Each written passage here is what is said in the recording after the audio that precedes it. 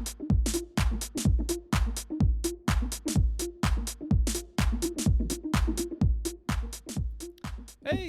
it's another episode of the Serious Podcast. My name is Andrew Stoke, because I think I forgot, we don't even really introduce ourselves anymore. Does it matter? Yeah. Do you guys care? No. I don't think half the time I don't even give my actual name. Yeah. I just say something stupid. Yep. Like, hi, I'm your favorite PokeTuber, Zigzag Coon. Welcome Yeah. back to the fucking Seriousless Podcast. We're going to do some shiny hunting today. Wait, which one's shiny, me or you? Yeah. Well, I don't know. I got to moisturize more.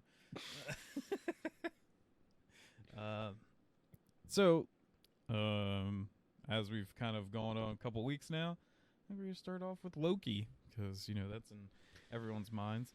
So, I came in to actually finally watching it a few days late, which is always a problem with MCU movies or MCU shows, because everyone's ruining stuff with memes and everything online.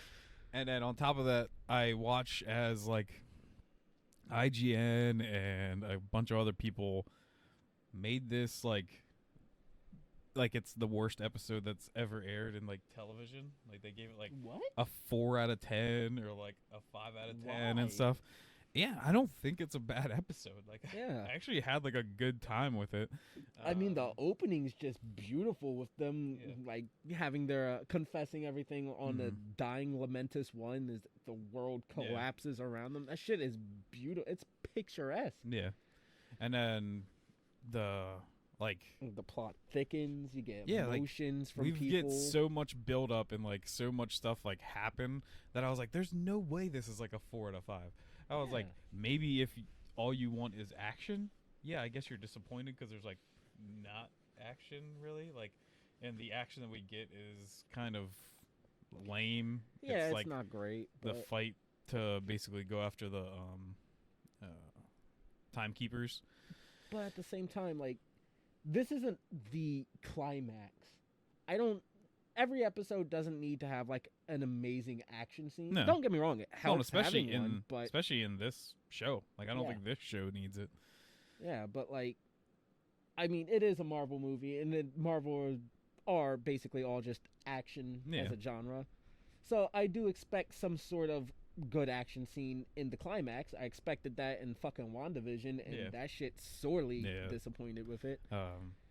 Winter Soldier or Captain America and the Winter Soldier, that had a good action scene. Yeah, but like for the that finale. one, I expected almost every episode to be mostly action, which I think they did a pretty decent job at it, because it's like, but I'm saying, just like the climax, the big finale, I expected, a good action scene in there somewhere.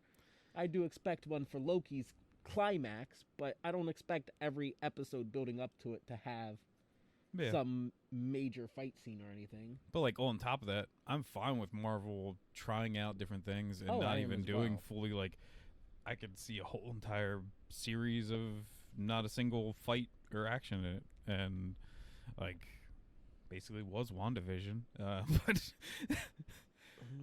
because the one that happened was bad, but it just, I'm open to that happening, so I don't know if that's why they were disappointed. Like, they said it was basically like dry and stuff like that, and you get emotion, you get reveals, you get great scenery and fucking cinematography. Yeah. How do you say that's dry? Well, and like, even like Loki still growing almost as a character in this, and that even like him dealing with the Sif like playthrough, like the unlimited playthrough thing, that like he even during that like realizes like, yeah, I was a bad person, like, I'm sorry, like, I don't know what to tell you. So him being just like stuck in that, that man's poor nuts. There are like, if I had to make a criticism, there are things like when Mobius dies, it seems very anticlimactic, or even when I think Loki somehow dies, it seems almost anticlimactic. Like, I wasn't like, oh my gosh, because I was just like, I know, I was also like, I know he's gonna be fine. Like, we're gonna find something else new. I was expecting it, because they punch Renslayer and she falls over, and it's like, nobody's killing her or subduing her. she's just gonna come. Like, she's a named character. If she was like a grunt, like one of the nameless soldiers that Loki was off like, maybe I'd be surprised. Yeah. Not really. I'd still kind of expect it because they usually killed those things. They're disposable. But I'd be more surprised if Renslayer wasn't there or some shit. Yeah. But I love memes, but memes destroy this show for me because the whole entire time I'm like even just like the start of the episode, everyone was like simping over B-15, and I was like, why? Like, I don't think she's that great of a character. So I'm like, I already knew something had to happen like special with her. Oh yeah. So that her like basically breaking because she saw her. Which like that scene, her acting, the actress that plays B-15, that was fucking well acting. Like, I don't understand how you could call this episode dry. It was packed to the fucking brim with shit to chew on. Yeah, I don't know. I liked it. Let's do a little breakdown from the beginning because we start with child Sylvie on fucking Asgard. Yeah. And the timekeepers roll up, kidnap her out of it, and you know what? I've already deduced why. Because, you know, Sylvie lives in, like, backwards Asgard and some shit like that. And when she's playing with some toys, she got, like, a little, a Valkyrie, a dragon, and some Norse ships. Asgard? Yeah, probably. Okay. Maybe. Sure. This is stupid fucking shit, but okay. I guess we'll go with that. That's made it into the fucking cut. Are you proud of yourself? I thought this is the worst timeline. Just letting you know. I thought making dumb jokes like this was my job. Yeah, I'm the variant version of Andy. Oh, you gotta get a shirt for that. But she's playing with toys, and she's like, then the Valkyries defeat the dragons, and that's exactly when the fucking the Minutemen roll up, and Renslayer is one of them. Time just by playing with toys. Yes, everybody knows when you play toys, dragons beat Valkyries. That is how it goes. It is law. She has broken the fucking rules of the sacred timeline. So like, Minuteman Renslayer rolls up and kidnaps this little bitch. She doesn't kill her. That's actually. I said kidnap. Oh, I think you said kills this little bitch. I wish. That's actually like not what happens, because that would have ended all of it. That would have been great. She tries to. Yeah, she failed. We get to like watch Sylvie as a kid go through the shit Loki went through at the TVA of like the nigga that's like, sign everything you said. Yeah. Go through the thing to make sure you're not a robot. Yeah, which I don't. She didn't stop to look at his fucking cat, which makes me upset. Yeah. So you'd see a little kitten. Yeah. Instead. Oh, maybe he didn't have the cat back then. Maybe. Did he have like? How the fuck does time work in the TVA? He could have had that cat. Like, should have said hi to the fucking cat, you little shit. Yeah. But like, Renslayer brings her before some other judge, because Renslayer's a Minuteman, not a judge yet. And Sylvie bites her hand, takes her fucking Walkman, and teleports the fuck out. And I'm like, damn, bro, how the fuck haven't you been executed? You let a kid one up you. I swear to God, though, they're like little things that they use to like travel through time. They're either like Game Boy Advance, old. Well, I was gonna actually say old like 3DSs or DSs that they're like reusing, or they look like even like the little like Pokédex things that they had as like a kid. You could like flip open and it would tell you stuff. But yeah, Sylvie teleports out, and she's been time hopping ever since until she figures out the way everything with the TVA works. Yeah, cool. We have Loki and Sylvie talking on Lamentus 1 as that shit is about to go click, clack, boom. Yeah, and Loki actually apologizing and feeling bad about what has happened. And unbeknownst to the two of them, Loki has fallen for Sylvie, and seemingly the other way around as well, vice versa. And two Lokis loving each other, themselves? The fuck? Loki loving. Yeah. Loki loving Loki. LLL is, apparently that's something so strong that shit makes a fucking branch that instead of curving slightly, that shit just basically goes straight up towards the fucking red. And that shit has, and even in a apocalypse, a crisis where nobody survives, it's so powerful that it's made a branch. Yeah. That the TVA then uses to apprehend both Loki and Sylvie.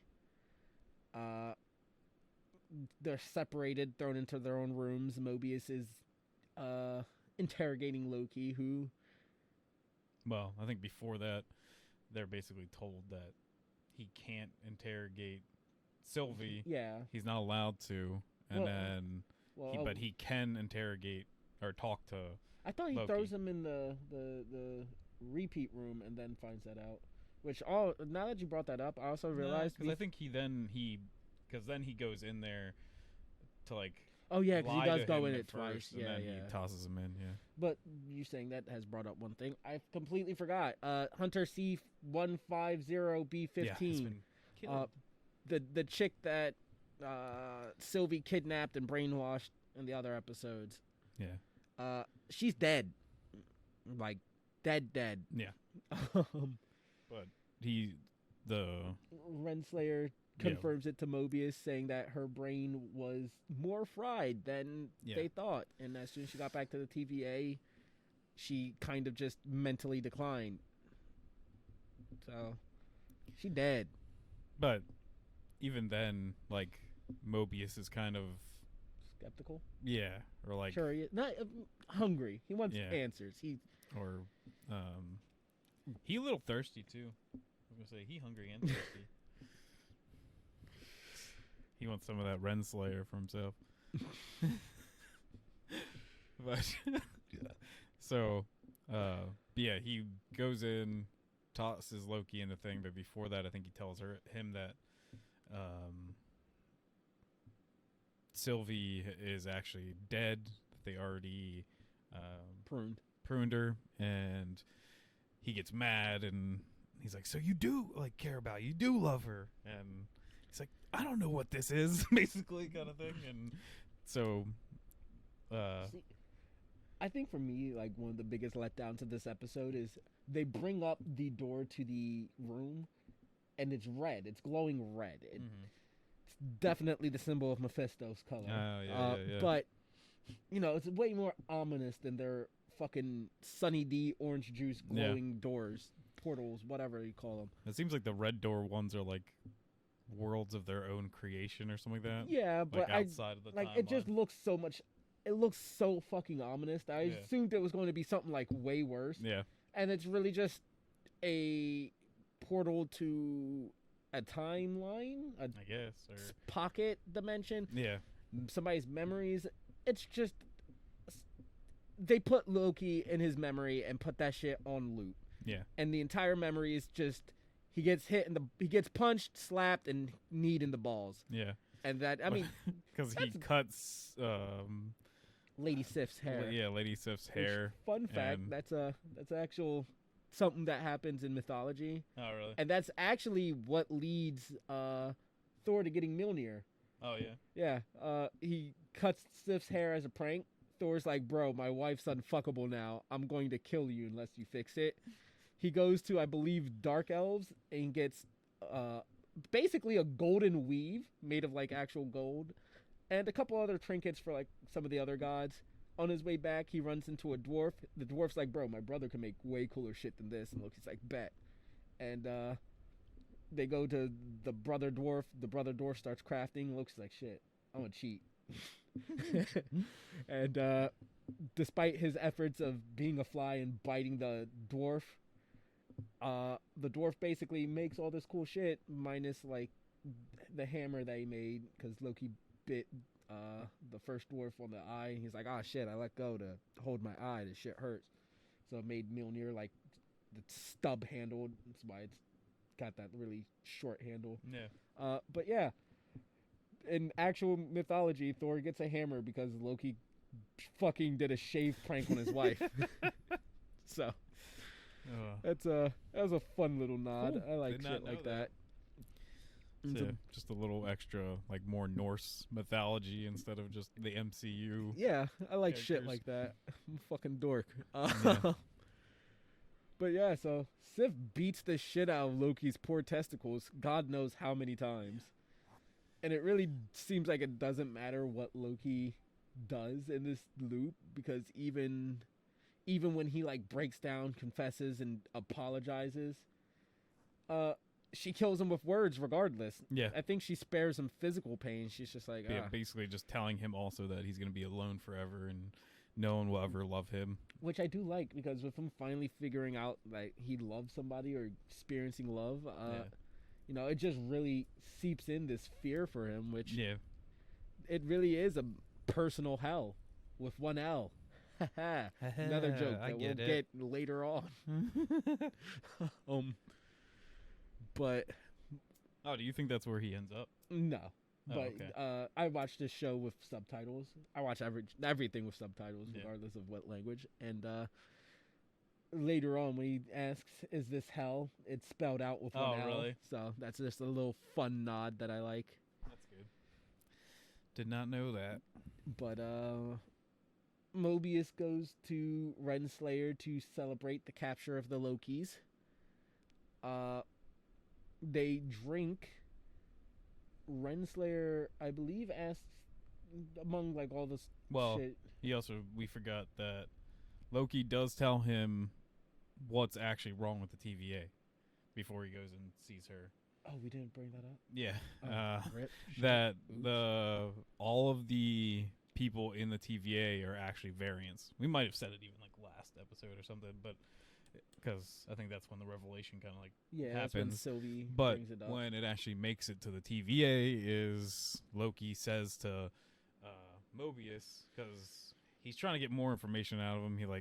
He goes through the portal multiple times, and then he's basically like stop lying to me, tell me the actual truth.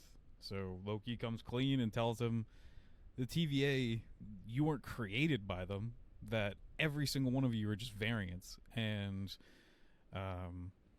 basically Mobius still takes this as a lie, so he tosses Loki back into the loop again. I mean, I don't even think he takes it as, I think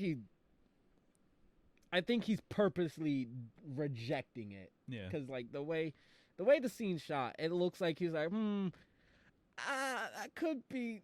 Nah, we're going to purposely say that shit's a lie. Because what happens is actually like he's like, he tells him that, and then Mobius is like, another lie? Are you kidding me? And then Loki comes back with, no, the only lie here is that what you're telling yourself is true. And so it's like, I think that it's like more that back and forth is what actually got to Mobius. But like at first he's just like, well, it's the cinematography. Cinematography. Oh, I love that cereal. Delicious. It's the cinematography. You can really see the cinnamon in every bite. I was trying to remember the tagline for Cinnamon Toast Crunch, and I think that's what it is. Oh, that's great. Oh, I want that as a fucking design. That's gonna be our first shirt design. Yeah, cinematography. All right. You just see the swirl in the lens or something. Oh, that's great. What was I saying? I don't remember. Oh, because you can really see it in the cinematography. In the cinematography, you can really. It really, because I think they do like a swirling shot as he does it, and he there's doubt on Owen Wilson's face, and that's why I really think portrays it before Loki says it, and when Loki says it, like it sinks in for him. But regardless, he ends up going to Renslayer's office to celebrate the capturing of two Lokis. Amongst like their talking, I think it's the question of if you could be anywhere in the timeline, where would you be? Yeah. And he's a smart ass. He's like, I can already do that. He's like, you know what I mean, free from like the rules of the TVA. Where would you jump to? And Mobius doesn't have an answer for her. Yeah. He basically says, like, I'm fine just being here with you or whatever. Like I said, he's thirsty. But I forget what does she say? I don't I remember. think she actually has an answer, but in all this, Mobius is kind of doing his own mischievous Loki stuff and asks her where she's gonna put Sylvie's sword. So she goes to put that like in her collection of stuff, and while that happens, Mobius swaps out their gold Pokédexes. Their 10 pads. Yeah. And so I guess because she's like higher clearance, she can do more stuff with hers. So that's why he wanted to grab it. And then he basically calls it a night, and she's like, "Already? Like you only have one drink?" And he's like, "Yeah." He's like, "This has just really wiped me out. I want to go like take a rest." So as he leaves, he finds Doesn't his he way. say like amen to her as well? At some point, I think that was him. It was either him or B-15, and one of them say like amen. And I just kind of thought it was weird because they, like maybe it's just them poking fun at like human stuff. Yeah. But he stops back at like the library to of infinite knowledge. Yeah, to kind of like That's all restricted. hide out for a second, and opens up the pad, goes to see whatever C-3PO. something. Yeah, C-3PO's like last recorded thing, and also that like her death is confirmed. But goes in there and watches the video and basically confirms the thing that Loki told him, that they had lives. They all like, it wasn't just like an enchantment or anything they put in her head. It was actually like a memory that she had with friends and family and stuff that Sylvie was just pulling up with her enchantment, and that they don't like, they're not made from the TVA. And basically that's why she got ganked. Or yeah. She got prune juiced. Yeah, pruned. What the fuck you get ganked from? I think that's a thing you can say about people getting killed, right? Yeah, but like, what in the fucking call? Cassidy? I don't know. That's who I am. But while Mobius is doing that, B-15 has a private talk with Sylvie where they teleport out to the Roxcart Walmart. Basically the place tornado where place. she did enchant her. They wanted to get that Azalea cell. Hurricane cell.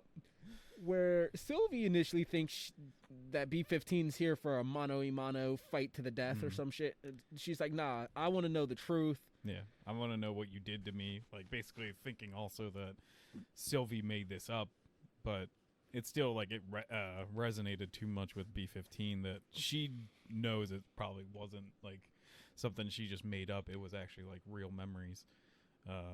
So she asks Sylvie, like, let me see it again. So touches her. Like we said, it's a pretty amazing like acted out scene of her like feeling this wave of emotion and stuff of a life that she once had, and basically just revealing to her that everything kind of too that the TVA stole from her. So it's a big moment, and then they go back, but because it was raining out the entire time, Sylvie's like soaked to the bone. Which, like, hey, why the fuck would you, like, you can teleport anywhere. I get it. This is probably like a symbolic or some bullshit, 'cause that's where they met. Can't you teleport inside the fucking rocks cart? Like, why teleport into the rain? Yeah. Was it just so you could play Mustang and be like, the rain hides my tears? Yeah. I'm not crying, it's just raining. Like, you why? Why you gotta do this? But, so they quickly move to, it's time to kill the variants. Oh yeah, the timekeepers. Oh, that's what I wanted to say during the Renslayer office. Renslayer tells Mobius that the timekeepers want to personally oversee the execution of both Lokis, and they want Mobius to be there as well. Yeah. Got it. So, remembered it. You're welcome, guys. Like, as she goes to basically get Sylvie, Mobius quick runs in to grab Loki, and he's like, are you telling the truth? Like, basically, and like, because if you are, then like I'll get you out of here, kind of thing. And he reconciles him and he calls him his friend. Yeah, it's cute. Oh, there's also he's like, you can be whatever you want. You don't have to be a bad guy or something like that. In case somebody. I actually really liked that line. I did too. He like really turns great. and he's like, because it's. I'm assuming it's him because he taught him like a bad guy, or whatever. Yeah, that's basically all he does to him. Yeah. But it's like a cool moment where he just like, because they're like walking and then he kind of like turns around and he's like, hey, just want you to know you can do whatever you want with your life. That you don't have to be like a bad guy. He's like, you can do whatever you want. He's like, just in case that someone ever told you different. And Loki just responds with a fucking smile, and it looks so genuine and heartfelt. And when they come out, Renslayer's there with a whole unit of fucking Minutemen. And then Mobius tells her that, hey, you actually know where I'd want to go if I had the chance to go anywhere in the timeline? Back to my life that the TVA stole from me. So she prunes him. Yeah, fucking merciless. Yeah, she doesn't. She has a guard. She doesn't do it. Yeah, Yeah, herself. but she gives the command. She goes, prune him. You can tell it hurts her for a little bit, but it definitely really does. But they walk them down the hall, and she gets her temp pad back too. That was the whole reason she found out Mobius dug a little too deep. She was like, "Hey, this isn't my temp pad." Mobius said, "Oh, it was an accident." I totally didn't even realize till it was too late. Yeah. But Mobius is executed right there on the fucking spot, right in front of Loki and everything. Yeah. Which I was like, wow. Yeah. Wow. I think is that what you meant? Yeah. Wow. Look, I'm black. I can't do it. Okay. Oh, I'm sorry. I can't Owen Wilson like Owen Wilson. This is just like me when I tried doing the DMX, like, or whatever, and you told me I did it wrong. Sound like you have fucking bronchitis. But I can do the Owen Wilson. Wow. So Sylvie and Loki are reunited and brought before the golden elevator where they actually get to go down. And it's like another cute moment where they ask each other if both of them are okay and stuff, and I like the fact that they whisper it as if nobody's there about to hear them, despite them all being like shouldered up against you. But going down, Sylvie questions Renslayer if she remembers her, because Renslayer's the one who apprehended Kid Sylvie, as well as. And also, I think we missed the looking back, even about Sylvie's past was actually supposed to be, I think, from the mind frame of Renslayer. Oh, yeah. It cuts back to Renslayer. So clearly she remembers that whole thing. Yeah, yeah. But Sylvie asks her, like, do you remember why I was she was like, what? She was like, what was my Nexus event? And Renslayer with a shit-eating grin goes, I don't remember. Yeah, I don't remember. Which I think I actually do believe her. Like, I don't think she does actually remember. Like, she remembers screwing up. I feel like she does remember. It's just that shit-eating grin. I feel like she remembers. I think she took pleasure in saying that shit. Yeah. She is, I mean, I'm sure Sylvie getting away has put Renslayer under a lot of trouble and stress and problems. Like, clearly she still managed to get by and even thrive and succeed, but I mean, she'd clearly hold a grudge against Sylvie like that. And then we see them, the motherfucking timekeepers. And guess what? I was right. This is the Wizard of motherfucking Oz. Yeah, basically. Called it. And I like the accuracy to their actual comic book designs too. Yeah, but the only thing I don't like is the talking, because I couldn't hear. Like, it's probably good that you watched it with subtitles, because I couldn't understand like a single word they said. Yeah, all of them. The fucking double mustache nigga really talks horribly. Yeah. But even like the guy that's like all almost of them like normal, talk really bad. But like, I was like, I could comprehend two of them. The nigga with the double fucking Mr. Monopoly stash, couldn't understand. Yeah, he was real bad. That man had the Steve Harvey double stack. But he also, like, the thing too is, I was like, man, he's like a low rent version of Davy Jones from like. Yeah, he that only really has, is true. He only has like half the tentacles. He looks like Davy Jones if he got a fucking trim on his mustache and beard. Fucking. But they make it down to the bottom. The timekeepers talk shit about how all of this is futile. They're cosmically disappointing. They say a bunch of big fancy words to really hammer home that Lokis are nothing. And when Sylvie like steps up to talk about how afraid they are, Renslayer just keeps teleporting that time loop shit from like episode 1. Yeah. She goes to step forward each time and she time loops her ass right back. And the timekeepers have their fun mocking and belittling the Lokis. And right before they're about to get pruned, motherfucking absolute unit B-15 rolls up, knocks some niggas out, frees the Loki, and she doesn't get pruned, and I don't think she gets killed. Yeah, I know. She just gets knocked out. Yeah. Well, I'm very confused about like this whole entire fight scene. I feel like they ran out of budget to animate the people getting pruned because I don't know why even like Loki and Sylvie and Renslayer like don't use the end. Even the other bad guys don't use the end that can literally like one hit, one touch a person and they just disappear. They literally all just use like a pointy end. And well, they use it, but what? It's always dodged. Yeah, but yeah, like for some reason when you get to the timekeepers area, everybody no longer has a like pruning baton. They have a pruning spear. So one end is the pruning smack a bitch end, and the other half is just a spear. Yeah, it's a sharp stick, and a lot of people get stabbed.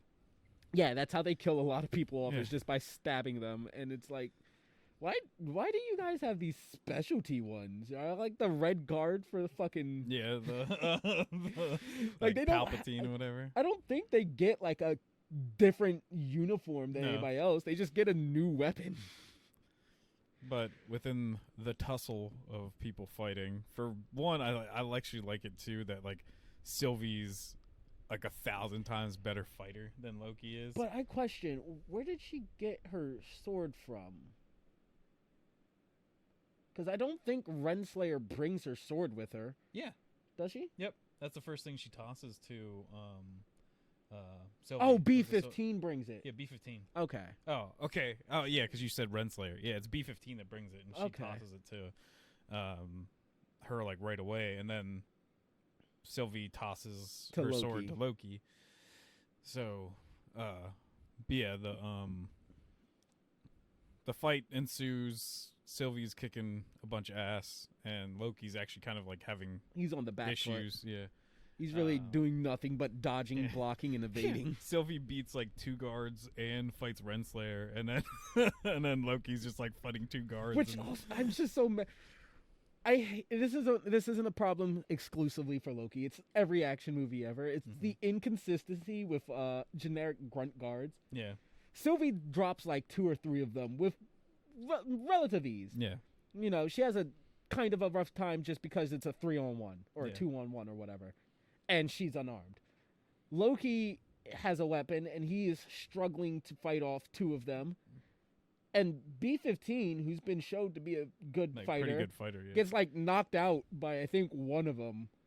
She doesn't even die. She just gets like punched, and she's gone from the rest of the scene. And I hate that so much. It's in all action movies, but I hate it. Well, there's also more to kind of. Oh wait, no, I think Renslayer punches her. Isn't Renslayer the one that KOs her ass? To B-15. Yeah. Still, and then the other thing too that is kind of a pet peeve of mine is like, yes, I understand we have the revelation of the timekeepers aren't real and like the head falls off and it's like an android, but the thing is also I thought it was an apple. Why wouldn't you have? Yeah, why wouldn't you have pruned Renslayer before you ran over there? Thank you. Like that's the other like plot don't armor prune her, movie. Just stab her. Yeah. Like if anything, you could say she stabs her with the fucking pointy end of it, and then Renslayer just survived. Yeah. I would have been okay literally with like just like knocked she knocked her to the ground and then runs over and sees and just forgets all about her existence. Picks up the existence. head and looks at it, and it's just like, come on, like. I know what you're doing there. Like it's not a surprise when Loki ends up getting pruned or any of that. Yeah. And it's just it would have been surprising because it would have been more surprising. Yeah. Because most people would be like, "Oh, Renslayer's dead! Yay! Oh no, Renslayer's actually alive! Oh!" Yeah. But even if like she was like more incapacitated, like she was bleeding or something while she pruned Loki, I would have it would have been felt more like they tried. Yeah, but they really just have Sylvie go. Yeah. All right, she's done. Yeah. Everybody knows that one punch. Yeah. That's always enough to fucking defeat. They forgot that they named were in character. Comic books and not manga, and you need Saitama for that. Yeah, like maybe if it was a grunt, I could understand. Grunts get shit like this all the time, but she's a named character. Yeah. Come on. So you get it like another cute scene where Loki's just trying to like tell Sylvie that he loves her. Well, that he loves her, but also that like they'll figure this out together. Like, don't worry about it. We'll still push on and figure out. Because I thought they kill the central timekeeper, no less. They decapitate the one that we constantly get close-ups on his face. Yeah. And then we get a close-up on his face because his fucking head rolls to Sylvie's feet. She's got cords hanging out the top. Yeah, all of them are essentially Chuck E. Cheese animatronics. They're the even worse version of Five Nights at Freddy's. And actually, I think the other two laugh as the main one's decapitated. And then they just kind of like shut off. Yeah. I couldn't tell if it was laughing or if it was just because they sound fucking weird. Well, then it's like weird too to me that like was Renslayer not shocked by this? Like, I think she knows. Because you think that would like that she knows that they're just animatronics, like they're nothing? Because I mean, like how many people? Just about nobody seems to have clearance to go down the golden elevator. Yeah, and she does. She's also been able to stand before the timekeepers. Yeah, before. So I'm sure she knows. I think she's one of like the linchpins that have been holding up this Big Brother Orwellian timekeeper society. Yeah. That was the other one, the other movie reference that I called out for because all the posters and shit. Cinematography? No. No. Anyways, I thought it was. I thought Loki was confessing primarily because Mobius, I think it was Mobius, informs him that them loving each other is what created such a grand spike for the Nexus event. I thought he was like, all right, we can Nexus event our way out of this or whatever. The only other thing is like, I'm still confused. Like, did the TVA immediately like stop all those convergences? I'm assuming because they celebrate. It kind of sucks that we got nothing out of that. Like that's one of the only things that did kind of disappoint me. I was like, we're already like easily just moving past that, and she created like 50 different timelines, and I'm like, what? Like nothing came from that. I mean, there's still shit popping up on because. I think Sakaar pops up again in that episode, like the little shit at the top that's like different problems. No, yeah. I remember Sakaar pops up. Fucking seen posts that list like all the areas that pop up. And I think like Sakaar and Pennsylvania are like two that I remember popping up on screen for that apparently. I just don't remember if this is... No, it has to be this episode, because last episode, we didn't see anything from the TVA. Yeah. So, Sakaar and Pennsylvania pop up. I don't know where else comes up. But, like we said, you kind of see it coming, but Loki gets pruned. Before he can confess his feelings. Yeah.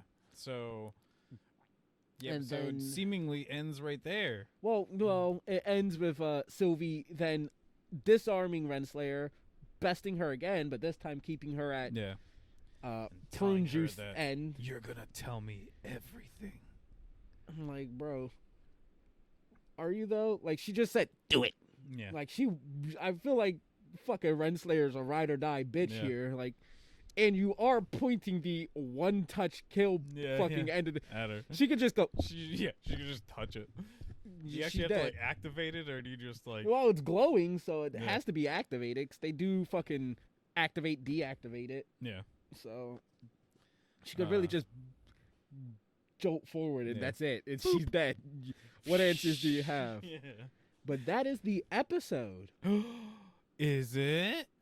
This This actually is the first episode that has a post-credit scene, and Loki wakes up thinking like basically he's dead, and apparently, I've heard people saying that this is like New York that he wakes up in. like a destroyed New York or something. Yeah, There's rubble everywhere. Yeah, I But- don't, because I've seen like posts putting out that there's I've seen posts saying that there's Avengers Tower, that there's the Twin Tower, and that there's what's the fucking there's the fucking I can't remember the name of the building. Empire State. Yeah, Thanks, Andy, for helping me with that. There's I like didn't know where you're going with that. there's only like 3 things in New There's York a that lot of people know buildings. about. And there's like the Statue of Liberty. And That's there's not a plenty of other building. stuff. That's it's an island. Yeah.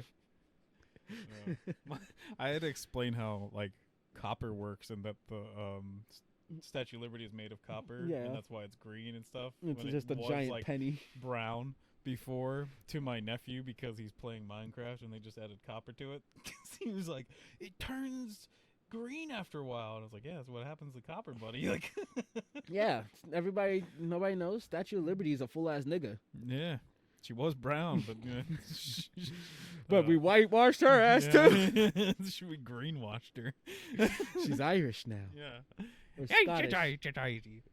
Which one's which? I don't fucking. Is that racist? I don't know the difference between the two. What? Scottish and Irish. I think it's Irish, right? Irish is the green ones. Yeah. Okay. Yeah. I'm part Irish, so it's fine. All right, I got my You can Irish make fun of card. I them, can. yeah. I got the I card. I can say this shit.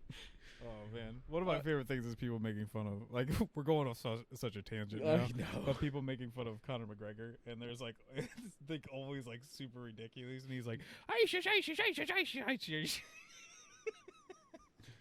So if I'm cinnamon toast crunch, does that make you Lucky Charms? yeah. All right. But yeah, apparently people pointed out like a bunch of different ruined stuff in the background, and like this is all of it seems to be shit in New York. None of it seems to be shit that agrees with one another, because I don't think the Twin Towers, Empire State, and Madison Square Garden, Avengers Tower, I don't think those things are all like Right around each other. next to each other. Ugh. But I don't think the location really matters. No. Loki goes, "Is this hell?" And then he Hell, looks up, one L. and they're like, And then there's a if you voice want to that's survive, you have to come with us, kind of thing. yeah, And it's Kid Loki. Loki's. Yeah, Kid Loki, basically like classic Loki, like with like the full costume and The stuff. yellow fucking truffle, the very long, intricate Yeah. horns, the gold tights on the Yeah, yeah. outside. And, Nigga Loki, yep. who has what I'm guessing is supposed to be Nigga Loki Mjolnir. Yeah. It looks stupid. Yeah. It's an ugly hammer. I think it at least looks more like a traditional Thor hammer, because it has like the weird like peak to it. Bro, that shit look like something. That shit look like he pulled a fucking heart out of an Autobot or some shit and said, "I'm gonna use this as a hammer." It That does shit have looks- like glowing lines and stuff on it, but And what I originally thought was a Komodo dragon on my first watch through, because I mean, I'm sorry, there's way cooler Lokis to look at, but it's Yeah. actually crocodile Loki or Yeah. alligator Loki.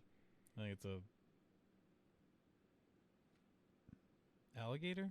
Yeah, alligator Loki. I think. Alligator Loki. Yeah. Loki gator. It's a low key gator. Yeah, low key gator. So, Which is kind of great, like that we actually got like all these crazy versions of Loki. which and- means I wonder if President Loki, because there is President Loki in the trailers. yeah, Is that a different Loki, or is this going to be our Loki becoming President Loki in Could this be, yeah. world? But so theory time. Theory 1, with Loki being pruned and coming to a land of all these Lokis. I wonder if pruning is the way they capture variants for like brainwashing or whatever. Yeah, and I'm wondering because everything seems to be destroyed, so I wonder if this is just, in a sense, kind of like the repeat hell. I don't think it is because the coloring and everything are so different between the doors, the prune rods, and all that shit. Could just be like a completely like throwaway, like a timeline that's already completely like janked that they're using to like throw people in. But I'm curious as to how it brainwashes. Like that's the. Well, I would assume they'd have to go through and actually capture the people that do it. Like it's not just the workings of this thing that do it, because clearly it seems like the Lokis are getting out of being brainwashed or something. Which I personally chalked up to just them being like, Lokis. Loki. Yeah. They're smarter. Like clearly the enchantment doesn't work on a Loki, so they're probably smarter, maybe having some type of resilience to whatever's going on. Brainwashing doesn't seem to be an option for Lokis. Yeah. I was actually like not gonna lie, for that split second before like the camera turns to show you all the Lokis, I was actually thinking it was gonna be like a million like Mobiuses. Yeah. Because I was like, this is gonna be the reveal that there's like a bunch of them and this is him. But I didn't. I was wrong.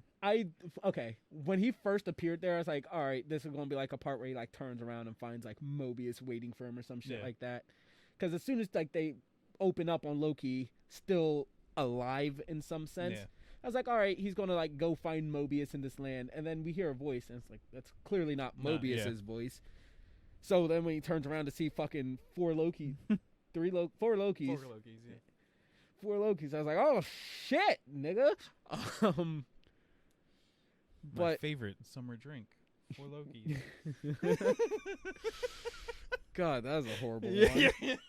But theory number 2, Mephisto. Yeah, definitely. Clearly, Wizard of Oz, that's one section, but behind them is a bunch of giant red glowing bullshit. You know who else has red glowing bullshit? Mephisto. Scarlet Witch. Oh. No. She has scarlet glowing bullshit. There's a difference. Oh, okay. There's, Scarlet Witch is like, glowing pound 24456. Yeah, a few shades of Mephisto is 24457. So it's two completely different things. Yeah. So it's clearly Mephisto's doing. I had to pull out. Next time I'll make sure I pull out my entire encyclopedia of Adobe color swatches. I had theory 3, but I forgot it because we went on this tangent now. You went on a throwaway tangent. That's your fault. That's your own. You're a fault. distraction. Yeah. Yeah. I like this episode. It might not be the most exciting, and a lot of the plot points seemed very like. Blade Runner. I was going to say some Blade Runner bullshit because what is it? The replicants? Yeah. I feel like the variant shit is a lot like replicants from there, right? With the was it like the fucking fake memories and all that shit? Like B50. I was about to call it B52 again. B15. Yeah. I feel like that's like a very like Blade Runner. Replicants. It's more just that they're robots and they're not supposed to have like anything. Yeah, but aren't they robots that think they're humans or whatever? No, what is when they basically go like rogue and they basically have to get rid of them is when they start to have more like human like thoughts. So that's actually something going rogue and then having to get because like that's shut down. That's what a Blade Runner's job is so isn't that to just take the out. Minutemen? Yeah, kind of. So I was right. Blade Runner. Boom. 3 movies. We got Blade Runner 1942? Well, it's just Blade Runner, but yeah. Well, no, I mean like 20... the Big Brother. Huh? The Big Brother thing. What was that movie? 1942, No, it was like 1982. Oh, you mean when it was made? No, the book. The actual book is 1892. sleeping. Do androids sleep or something? No. From like the Big Brother, all the posters, the Big Brother references. 2001: A Space Odyssey. No, there's a fucking. I know there's a movie for it as well, but there's like a Orwell's book.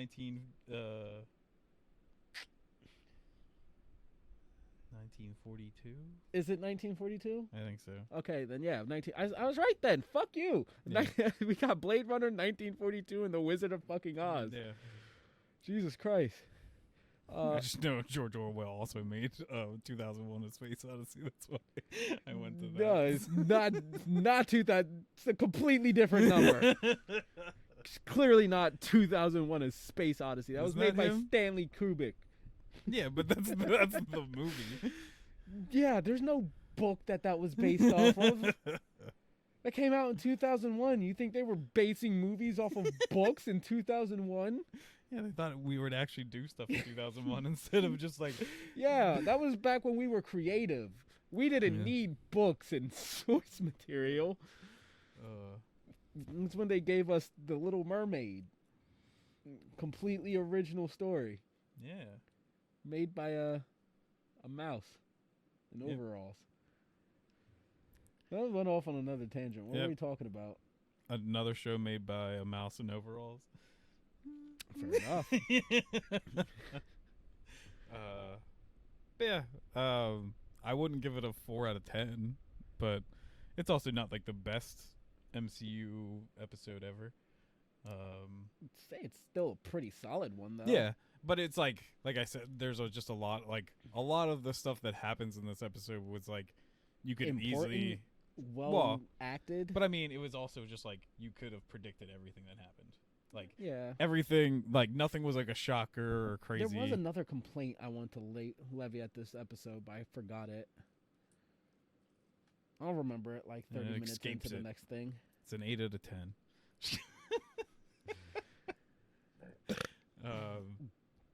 There's another criticism. I feel bad because I'm like, now I'm not being fair because I'm not giving this extra criticism, but I can't fucking remember it right now.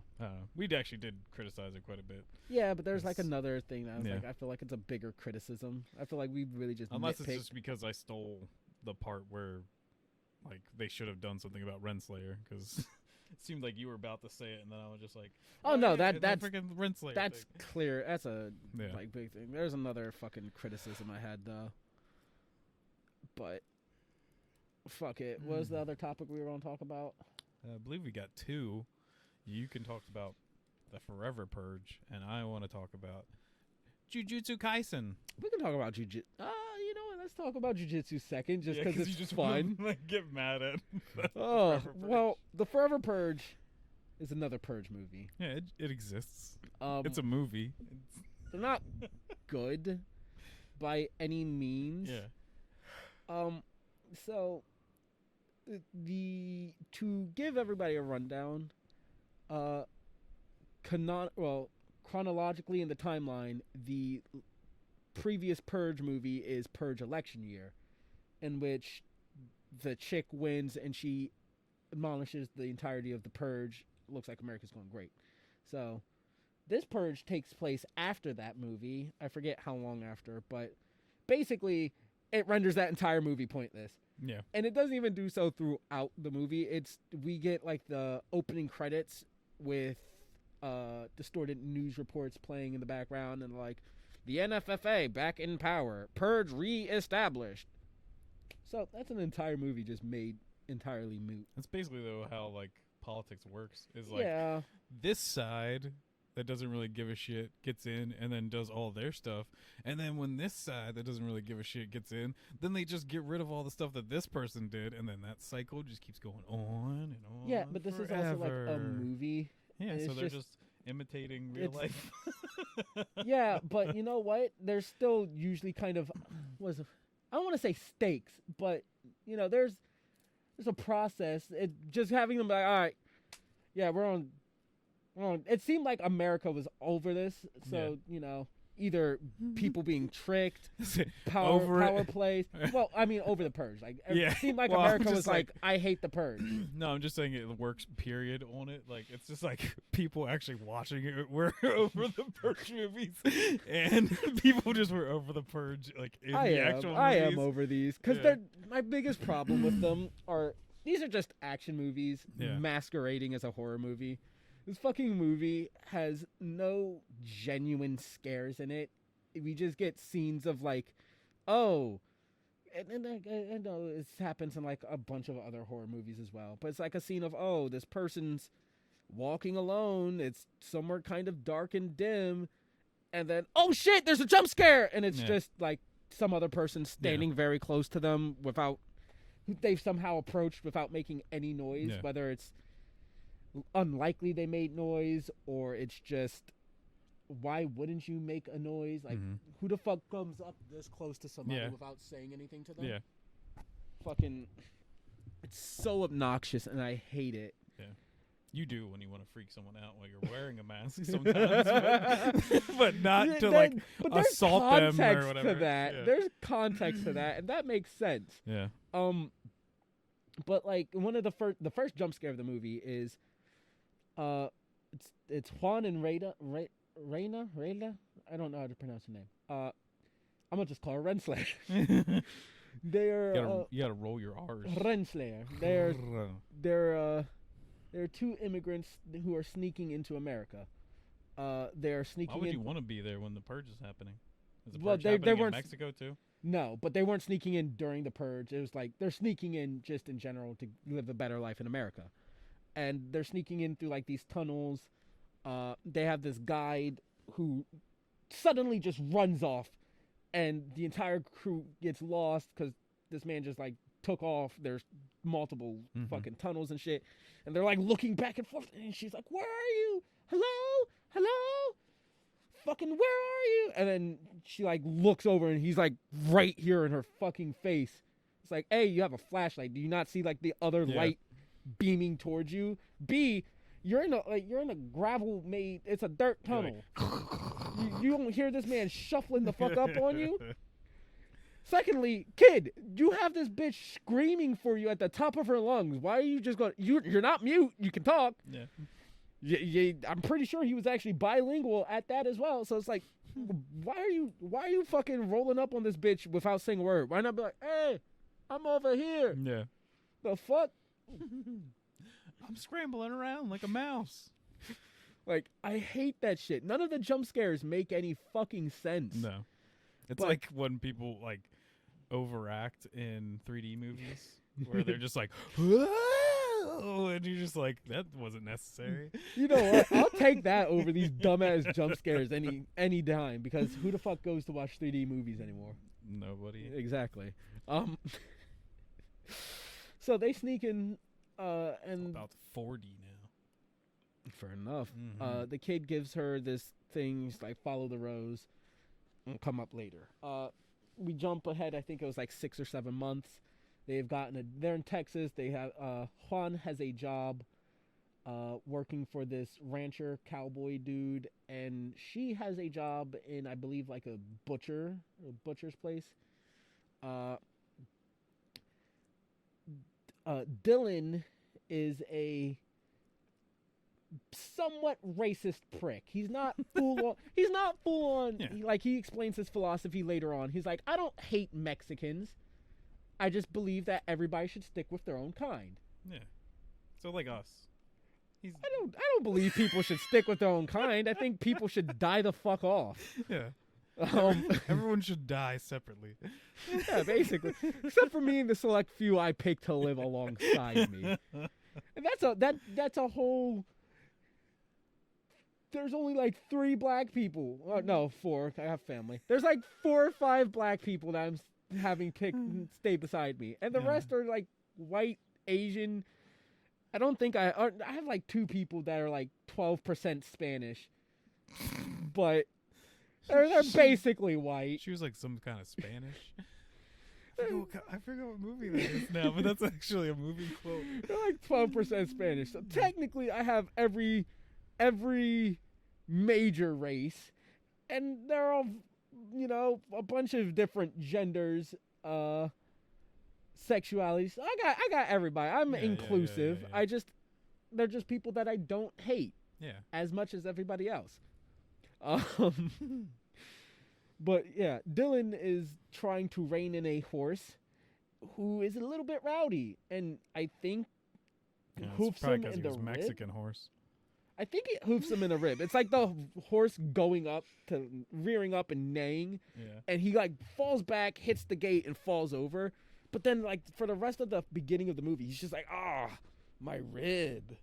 I'm like, the way it cuts, it doesn't look like it hits him in the rib at all. If it did, it probably would have broken some ribs, because horses got a lot of power.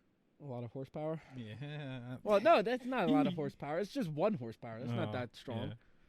Dummy. But Dylan can't do it, so Dylan's dad calls Juan in, and Juan is the fucking horse whisperer. He rolls up, hands off his fucking cowboy hat. He's just like, hey, man, chill the fuck out. Does he actually say it like that? No. He's like, whoa. He calms the horse. He starts like murmuring some shit. I think he hums to it, pets it, and the horse lays down. Motherfucking rolls up. He's just horse whispering. He goes upside. He just goes. So he's like that guy with like the dogs. Sees him alone. But and thanks for trying to pronounce Juan correctly, because I have a buddy and he just goes by Pablo because he can't stand how people he says, especially white people, say his name, because he's basically like, they're just like, oh, one. And he's like, one pie. So he says he refuses to let people call him that. So this one's dedicated to you, one. He just goes by his middle name.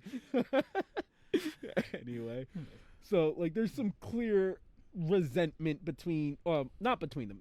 Dylan doesn't like Juan. Juan seems to be pretty cool as a motherfucker. We get some dynamic. The main thing to know is Dylan's dad isn't racist. He's like, I'm super great. A, you're like one of the best niggas I got here. Yeah. Top tier. Good for you. B, I'm really sorry about my son. I've raised him to be a proud American, but it seems I haven't taught him what a proud American is. Hell, I don't even think I know what it is anymore. Some shit like that. But he gives all of his employees like a purge protection bonus, which was really nice of him. And we go into the purge. Dylan and his family bunker in for the night. Juan and his wife go to what seems to be like a Spanish camp out, because they're in Texas, and Texas hates Spanish people. Where it's not really true. Texas. They basically have like a military guard or a freelance guard team watching over them, where they bunker in. These people watch over, make sure they're safe. And we get like the second jump scare as Dylan has to go and check on a generator, and like he's fixing it, whatever. He has to like hit it. And then someone goes, well, no, close. He like when he stands up, he closes like a door. His pregnant wife is standing right here. To sneak down underneath the camera and just pop up. His fucking pregnant wife is just like right here. Like she's like kissing the other side of this door when he closes it. He's like, Jesus Christ. He's about to pull out his gun and fucking shoot her. He's like, Jesus Christ, Mary, what the fuck are you doing, bitch? He's like, damn, bitch, calm the fuck down. Why are you so up? He's like, it's the purge, bitch. Yeah. She's like, fuck the purge, nigga. What the fuck? I was like, fuck the purge. People die. What'd you say? Like, the first purge movie, we just saw that protection don't mean shit. Niggas can get in and fuck you up if they want. What the fuck you mean, fuck the purge? But you know what? Purge night passes and there's no problem. Mm-hmm. Everybody over at the Mexican camp, there's a patrol truck for these racists who are the Purge Purification Committee.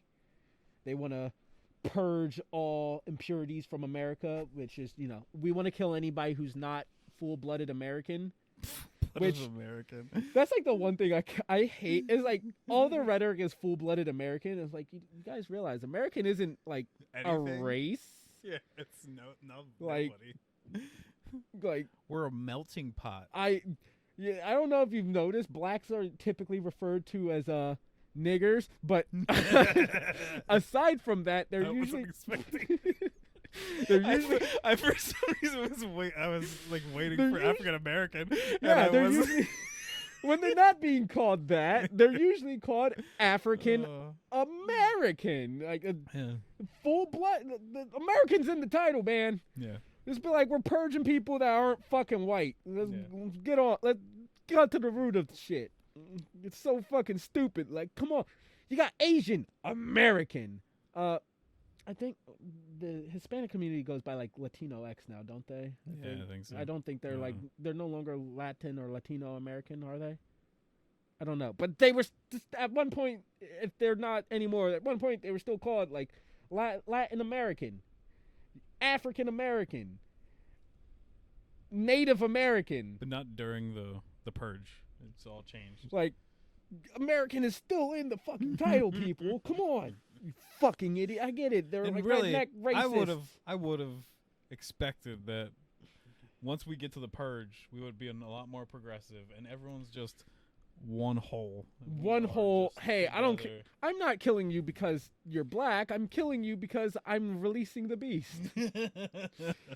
But no, I mean everything. No judgment on any side. It's just, it has always been for I just wanted to kill someone. You were here. All of it's been to like purge off the poor. But as more, I think if we ever had a purge, everyone would just go after rich people. Yeah, for real. Well, no, because there's the classification list. You only can use up to like grade 4 weapon, and you can only attack people who are under like class 3 protection or something like that. I mean, it doesn't really matter. If you literally let everyone out there to just do whatever they want, bro, they're rich. There's a lot more of us than there are of them. Yeah, but they're rich. They'll have the whole goddamn U.S. military guarding them. Them people will disappear, and you won't fucking find them. For all I gotta purge. say is that somehow a bunch of rednecks basically made it into the Capitol building, and they have the military. Fair enough. But I think it's not as hard as you think. Yeah, but. They're also rich people, and their lives are now truly in jeopardy on the fucking purge. Yeah. I'm pretty sure them niggas would be in like Guantanamo Bay or some shit. You ain't going. Them niggas ain't even gonna be in America when purge day hits. Flying in blimps, laughing. I hope nobody has a fucking Pikachu. They're gonna blast the fuck off. Anyways, so this goes into another problem I have with the purge. As this bus is rounding the corner, Renelda, I'm gonna call her Renee. I know that's a white name, but Renee. Well, if you say Renee, that does sound way more sensual. Yeah. Renee is she like comes outside on a rooftop to get some air. One like the military personnel's like, "Go back inside, ma'am." She's like, "I just need fresh air." And this fucking racist bus rolls through, and as soon as like they see the lights, the guards are like, "We got a bogey on our fucking 12 o'clock." And everybody's like, they're in stance. Apparently they just have like this extra rifle resting against the like little wall of the roof that she can just grab. Nobody's gonna say anything to her or anything. This is purge night. Nobody's gonna say anything. She just grabs this rifle. She's locked on them as well. So they're like, what's going on? They're like, fucking racist wackos, and it's like a convoy of armored buses and shit. Well, I feel like the purge anyways works on like video game logic, so maybe that gun was just like a pickup. We'll get to that. This is another problem I have with this. Well, a lot of the purge movies work on basically like their video game logic. So. Well, we'll get to a problem I have, but they're like through a loudspeaker announcing that they're going to purge off any impurities, blah blah blah. And she's like, "What are they doing to the?" I hear screaming. What are they doing to the people in there? And like conveniently, she gets like she lines up a shot on like one of the windows on the back of it, and she gets to see like some black guy just slapping against the window, going, "Ah, help me, help me!" And it's like dragged down. There's blood and everything. And she's like, "I have a shot." She's like, "No, don't take it. We're if you take the shot, you're just gonna start a war here." and the bus moves through without incident. And then the guard's like, "Where'd you learn to handle a gun like that?" And she like looks back at him and then keeps walking. It's like, why? That doesn't make you look like a badass. Like, this is an action movie trope to a T. So he's just like, well, maybe I guess she didn't. Like, she didn't actually take the shot, so who knows? Maybe she could. Well, no, like, she's like, fucking Rainbow Six Siege shit. Fuck it. That's it. She played a lot of Rainbow Six. She's ready. Like, she's very clearly a badass, but she's like, don't even worry. The guard's Without like, where all did of you, I can still do a team kill. Yeah. The guard's like, where did you learn to handle a gun like that? And she just ignores him and walks off. And it's like, look, maybe if you made this guard like an asshole or racist or something, you could justify it. It makes sense why he But didn't this say guard anything. has been nothing but fucking a decent human being. Yeah, he Trying tells to her to keep them go alive. back inside, but it's for her safety. Yeah. And then when she doesn't, he doesn't even object. Like, it just makes you look like a cunt. Yeah.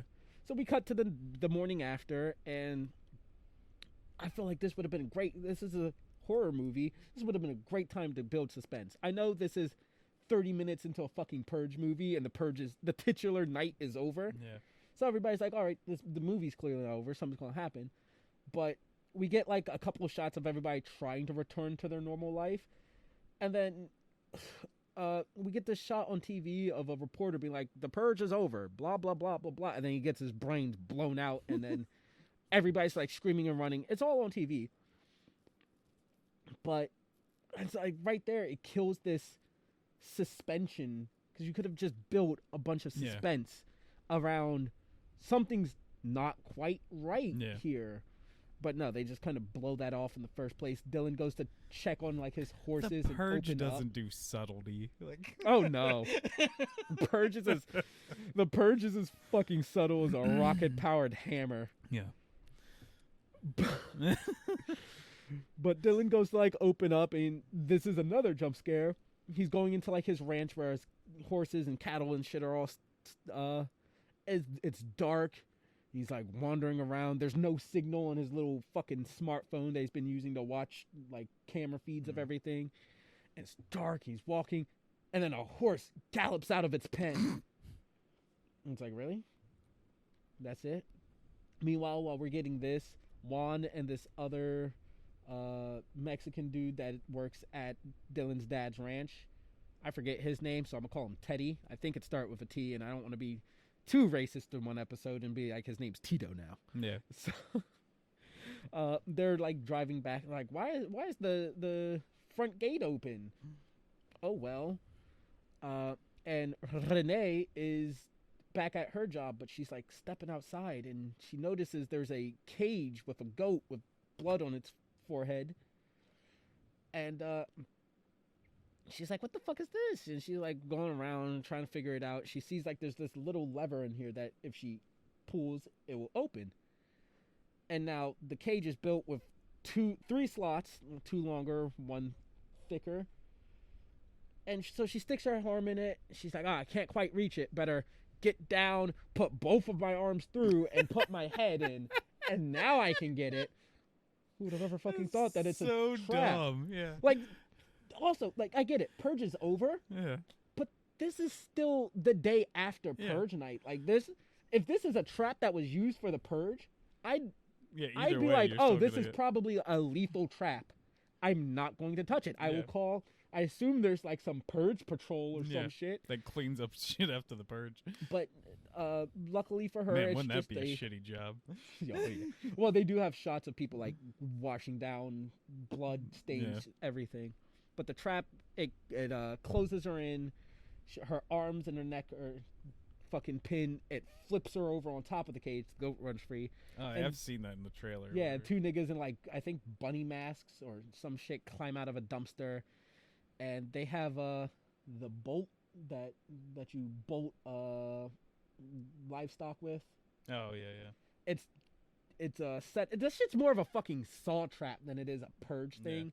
And they have it set up so dude with a button can basically drop it down, shoot it out, all of this shit. And of course, because she's a main character, instead of just doing that, they like climb out, they dick around. One of them's got a cleaver and they drop it, choo choo choo, drop it, choo choo choo, drop it, choo choo choo. And right before they're actually about to kill her, her boss rolls up, bashes one of them with a pole. They fight a bit. He manages to Renslayer their asses, and then he frees her, and because he's only Renslayed them, they beat him up. She helps. They fight him off. They kill both of them. But lo and behold, they bash one's brain out and kill him with a cleaver, and then they kill the other one with the bolt trap. Mm-hmm. And lo and behold, the cops only arrive right then as they're killing the second guy. And they're like, the purge is over. The fuck are you guys doing? You're going to jail. You fucking purgers. While this is happening, we over at the Dillon family ranch, generic bad guy number 1 has gathered his incel friend group, and they have captured Dillon and all of Dillon's family. So it's Dillon, his sister, his pregnant wife,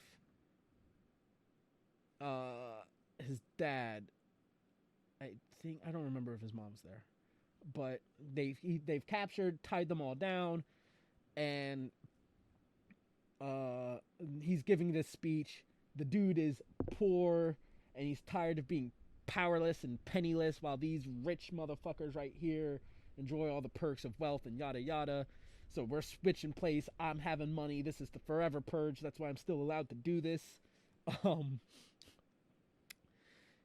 And as he's giving like this monologue and shit, him and his goons all shoot their guns off in the air. And while this is happening, Juan and fucking Teddy see all of the released cattle run out. And they're like, shit, we gotta go. Let's go capture them before they get too far. They hear all these gunshots go off. They're like, oh shit, better run towards the sound of those gunshots. Yeah. They're heroes, man. Like, you hear gunshots and then you hear silence. I'm just going to be like, oh, them niggas is dead, whoever's there, they're dead, and I'm going to hide because I don't have a gun. Yeah. So they like pop the corner. Luckily, they're all shooting in the air. They pop the corner. They see the Dillon family all tied up. He's like, hey, I'm going to kill each and every family, but you can buy their safety. Let's start with like $10 for your sister. That's a fair price, right? Oh, but you don't have $10. It's like, bro, you in your real life, you didn't have $10. Yeah. The fuck bro, you might want to find another job if you don't have $10 fucking dollars. If you have to have $10 to buy that stupid the masks in this Purge movie are atrociously boring. Yeah. I have the mask that this dude has. It's a fucking I should have worn it for this fucking video just to make fun of it. Yeah, you can get it from Spirit Halloween. It's a bottom half skull jaw mask. Oh yeah. It's like $13 at Spirit Halloween, bro. You'd stop spending that much money on a stupid fucking mask. Maybe you'd have money. Yes, that and some fucking face paint. He painted black and then red outlines. Like, ooh, aren't you fucking scary and edgy, you stupid little bitch. But, you know, these are white Texans, so they, of course, have, like, a whole armory of guns. Yeah. Fucking fully automatic, pistols, everything. So Juan and Tito scurry off to get these guns, and Dylan's dad had made eye contact with them because they were hidden. So he buys time for his family by making a scene. Generic poor kid takes off his gag so he can let him speak his piece. And he makes a fair point. He's like, you're basically doing what the rich want you to do by participating in the Purge. You think those fucking fat cats up in Wall Street that made the fucking Purge happen are broke? You think they give a fuck about you? Think you're not playing into their fucking hands right now? They're just getting richer while you're doing what they want you to do. And he's like, oh, what is that? You're telling me the truth? Well, glack, glack. Now you can say gank. Get ganked, motherfucker. Black, black. Puts a bullet through the dad's head. And that's at this point that Juan and Tito jump out and they open fire. And they have fully automatic guns in the element of surprise. They only kill like one or two dudes. They shoot the generic white kid. But like 2 or 3 of them get away and they call for backup. Tito and Juan free the family, or at least what's left of them, and they jump in a tractor trailer front. It doesn't have the trailer. Yeah. So it's just the tractor. It's the first joke I'm gonna make for this Purge movie, at least. And they drive off. Juan is trying to reach his wife because something fishy's happening. There's purging all around. His wife and her boss are in the back of a SWAT van with this stoner-looking chick. She talks as if she's like high, but she gives exposition and a caricature of this big burly dude with a swastika tattooed on his face, so we know he's bad. Yeah. It's very subtle. Yep. And they basically exposit that this is the Forever Purge. It's been going on like social media. It's been planned, and we're just not going to stop purging because that's a great idea. That should have been called Purge Anarchy. Mark Zuckerberg. Don't fact check this, please. And as they're like driving, the neo-Nazi is just listening to the sounds of gunshots and chaos. He's like, oh,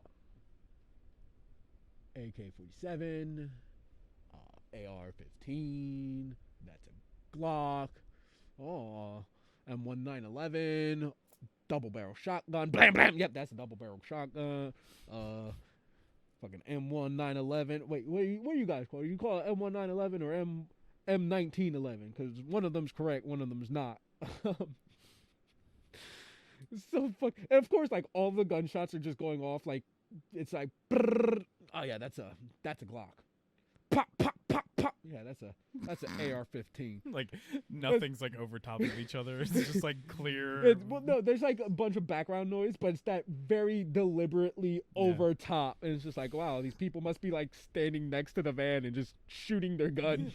It's like when people in games just like stop playing a multiplayer game and they just shoot the side of a building to like write their name or something. But then some Renee's sister, who works at the same slaughter plant, watches her and the boss get arrested. She calls Juan and lets them know. So now they're on a mission to save Renee. The SWAT truck is shot by a dude with a fucking RPG. So it flips over. That was like, once again, not subtle and not like a more like interesting way to do it. Because like I would have been like, well, these weren't real cops and they were actually like a part of this purge and they were actually just doing something. No, they're real cops. Yeah. They're real cops. They're getting like reports out the wazoo of people still purging. But there's like in the middle of the street, there's a guy standing with an RPG and he shoots it and it flips the truck, kills both cops up front instantly. Yeah, but magically leaves everyone else fine. Well, no, the stoner chick dies in the ensuing crash as it flips. She bashes her fucking brains in. But they're left upside down, and the racist, who's a big burly man, he fucking rips himself out of his restraints. And he tries to rape Renee. Discount Idris Elba manages to get himself free to try and save her, but the dude like breaks his wrist somehow. It's really chaotic mess in there. And he's also black, so he blends into the shadows of the inside. So like he breaks his wrist. Renee manages to like gouge his eyes out thanks to the boss's distraction, and then the boss tries to lock him into a sleeper hold, and it's very clearly he's trying to put him to sleep. And then as he's like starting to drift off, it's just like, nah, he wasn't putting him to sleep. It's breaks his neck. He's like, all right, whatever. So they get out. That's how you do it. They get out. While this is happening, Dylan and Juan and their crew are driving to the location where they're at. Juan and Teddy and Dylan's sister, who's slowly falling in love with Teddy, and also just wants to pay them back for saving their lives. The three of them run out to go get Renee, And while this is happening, Dylan and his pregnant wife stay in the car. Two goons assail this car. Dylan gets the drop on them, kind of, because he sees them in the mirror. So he goes out with his gun. He has the wife lock the door. And I hate it because, again, this is a horror scene. And it's of, like, Dylan's, like, sneaking around the truck. He's like... he looks back over his shoulder, like, once. And then he takes this very long time, like, looking around the truck. As he, like, kind of crests the truck, the dude he was looking for is, like, standing there and just... And his wife's inside, just not saying anything. One of them jumps up on the truck. He's, like, banging on the window. He's like, let me in. For some reason, I guess he thought the truck would be unlocked. He just thought this woman was sitting in an unlocked truck somewhere. He's like, let me in. Dylan shoots him. And Dylan's just like, oh, I'm sure it's like the first time he's taken a life. Yeah. He's just like, oh, whatever. He, like, checks the body and everything. And his wife is a whole ass cunt because she doesn't even warn him about the second dude rolling up on him, which is a jump scare, mind you, because of course it is. Has to be. The guy gets a drop on him, starts beating him up with like a sledgehammer or some blunt weapon or whatever, and he manages to get the upper hand, takes it, smashes his head in with it. Cool, whatever. Juan rescues Renee from the inside of the truck by just opening the door because he gets there after they killed the racist. So yeah, they open the door, there's chaos all around. They all go to leave, and the boss is just like, I can't go with you. I gotta find my wife and kids. And Renee's like, we can help. He's like, no, it'll be faster alone. And then she's like, here, well, at least take this pistol. He's like, thank you. I was like, you were really about to run through this entire... Yeah. It'll also be stupider alone. You are in a town full of racists who are still purging, and you don't even have a weapon. Yeah. And you're like, it'll be faster this way. Yeah, it'll be faster for you to die, nigga. Yeah. So she gives him a pistol, he runs off, and he's never seen again in this movie. I don't even think they mention him or bring him up or anything. Like, he's just out the movie. He dies. He's just out of the movie. So they drive off. They manage to get, like, fill up at a gas station. It's, like, really corny. Again, they're trying to show that Teddy and the sister are kind of liking each other because Teddy's, like, rating this thing. He's like, I found the peanut butter. And the sister's like, well, I found jelly. He's like, oh, yeah. But while they're also there, they find, like, a flag draped by a dead body that's like the Forever Purge flag or whatever, the purification shit. And in some great foresight, the sister grabs it and takes it with her, which I would have been like, why? But Teddy hears some shit on the radio, and it turns out Mexico and Canada are keeping their borders open for 6 hours, so Americans who are not purging may enter. Once again, video game logic. May enter. After these 6 hours, they are closing indefinitely. So then they go the whole way to Canada. No, they're going to Mexico. They're going to Mexico. That would have been a better movie. We've got to make it from Texas to Canada in 6 hours. In a truck, no less. Yeah. Not going. Like, I know this is terrible, but I am not going back to Mexico. So they drive off to Mexico, and again we get a little action scene as they drive past a bunch of bikers just fucking around with something they just killed on, like, the side of the road, and they're like, oh, time to go chase down this truck that drove by, which is like, bro, this is a massive truck, you saw it coming, why not just open fucking fire on it? Like, these guys are all on motorcycles, and yes, the truck, they can slow down the truck, but you're also risking your lives way worse than you would have if you just shot at this truck with your fully automatic weapons as it drove by. That it has tires and windows. Yeah, would have been a lot easier, but whatever. They catch up on bikes and they're like, pull over. They're shooting their guns in the air. They're like, pull the fuck over. It's like, bro, you're purging. Just fucking shoot the truck. Anyways, the sister, in a brilliant move, grabs the flag she took from the dead body, and she's like, Juan, get your Mexican ass back. Stay away from the windows. And she puts up, like, the flag. She's like, purge forever. woo, and they're like, it's one of us, woo. They fucking drive off. It's me. What did he say? Kiss me. Yeah, they're holding up the terrorist. flag, and they're just like pull her over. She drops it down. They're like, oh, she's white. Okay, woo! And they drive the fuck off. And like, I like it because it's at least smart character thinking, even if I question why she brought the flag with them in the first place. But whatever, I like it. They get to essentially a roadblock, so they have to get out of the truck. They're like right there at the border. They're so close. The fucking NFFA have thrown America into martial law. The military's like marching throughout places, putting people down. They got fucking tanks here at the border. And for some reason, these tanks are just taking shots at people. I don't even know if all these people are even purging, but they're blasting away. Teddy! Oh, my little purge maniac! Come on! Oh, the purge movies. That's why he wanted to come in. Yes, look how happy he is. Right? You like bad movies, Ted? You like bad movies? Oh, look at my precious. Oh. Now he wants out. No, come on. Come here. Teddy, come. Teddy, come. Come on. Oh. Come on. Gotta get up. Jump. You're going to edit this out. He quit. Nope. Staying in. Teddy, come. Come here. Come here. Come on, Ted. Why are you being... Okay, Yay. good boy. Good boy. Come lay down. Sit.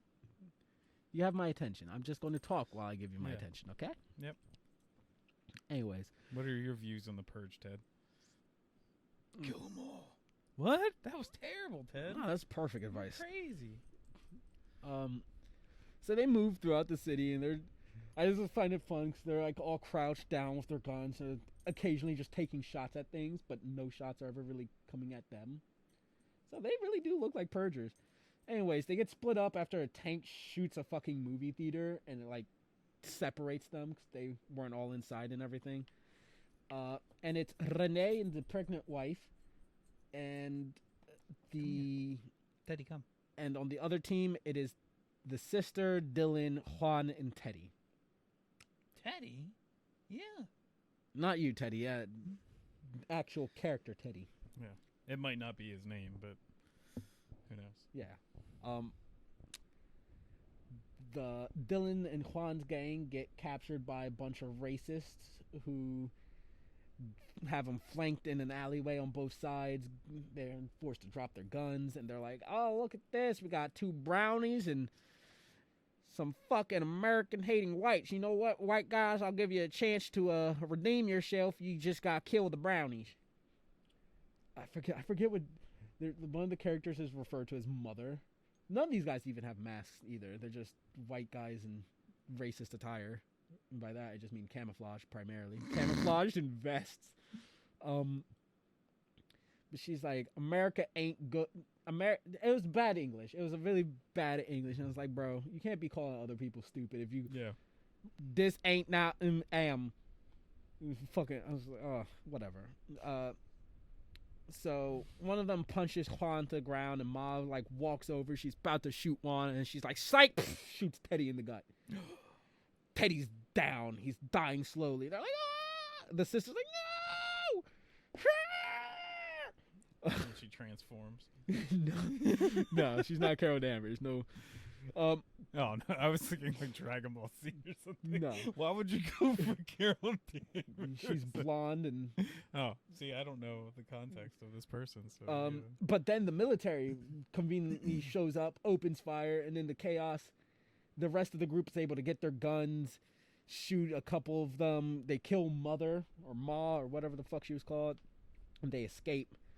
While that's happening, Renee and... and a tank transforms and the it's pregnant woman. Megatron. No. They sneak into the movie. For some reason, there's a movie still playing. Yeah. The theater's completely trashed. There's way too much popcorn all over the place. And as they're walking through, one of these skeleton bat decorations that you can see at like Halloween drops down, and it's a jump scare. And I'm like, oh, fucking God, I hate this goddamn movie.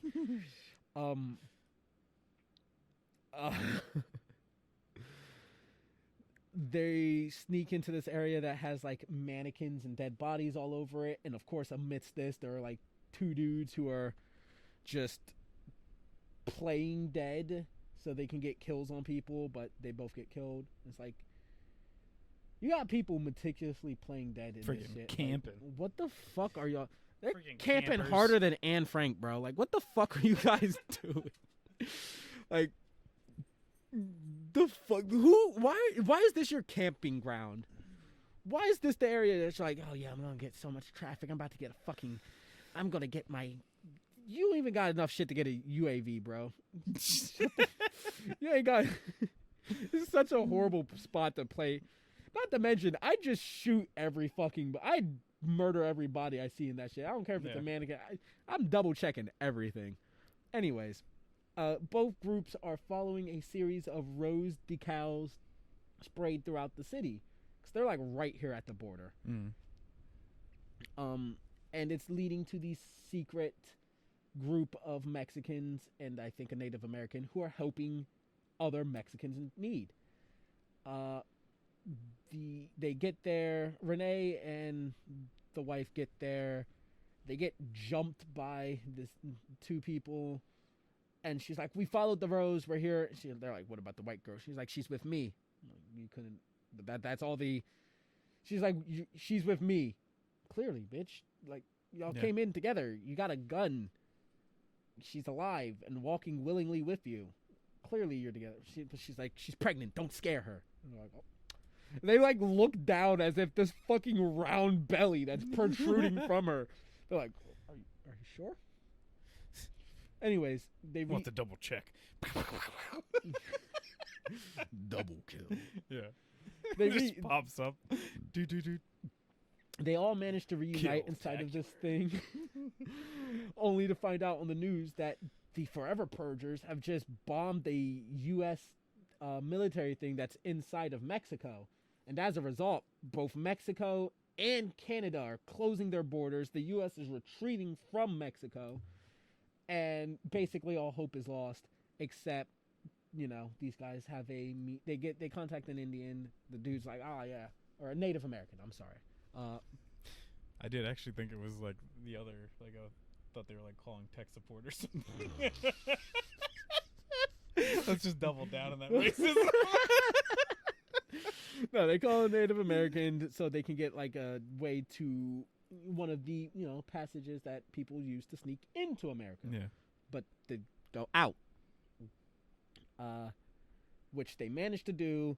This massive group are all sneaking out now through this raggedy truck. Like kid shows back up and jump scares them. No, which I was expecting it. I'm not gonna lie, but we then get he's just down there all the time, just jumps out from the darkness. We get lead racist again, like mourning mother's lost over a dead body, and he gets like a call on the radio. They're like Alpha One, we found them, Alpha One. They're heading through the Indian Reserve to Mexico.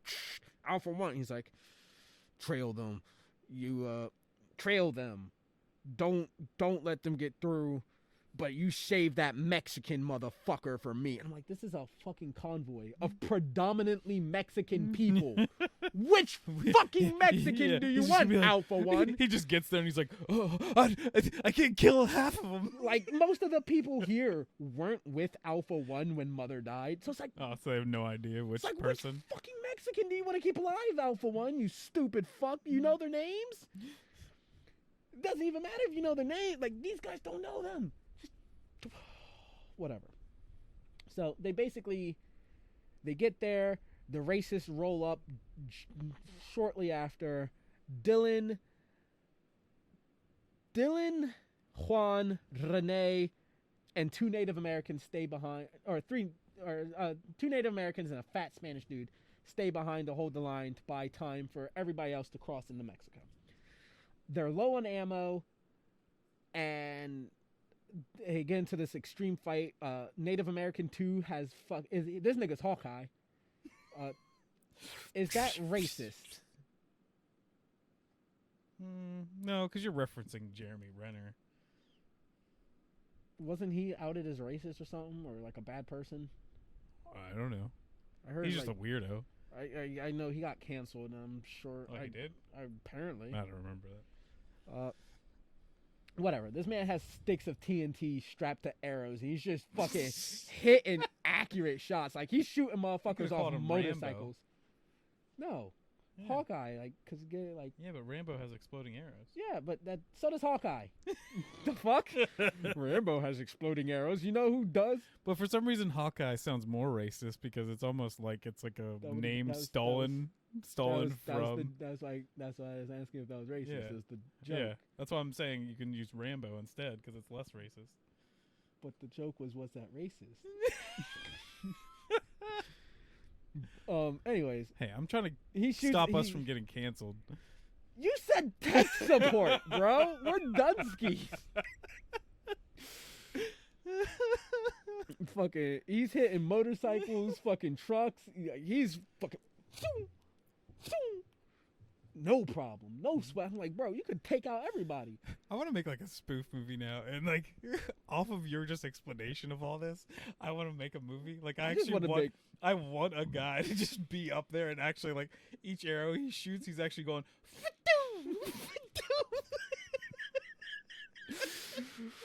Bro, I should just explain movies poorly 24/7. I do a great job.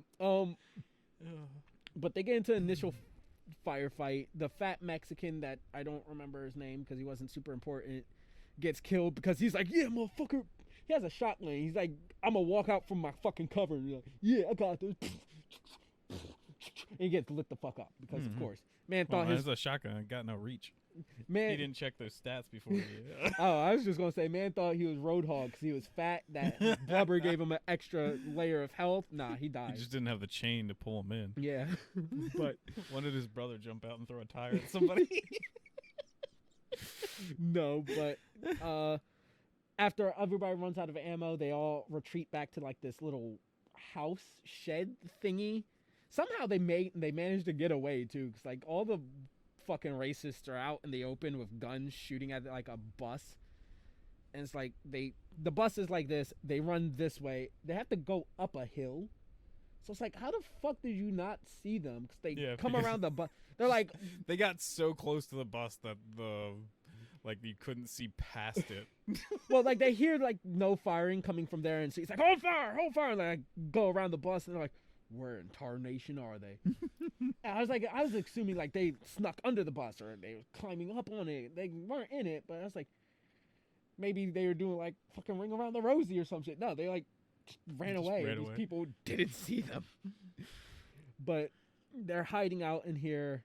The Navajo squad takes the back room while main character cast takes the front room.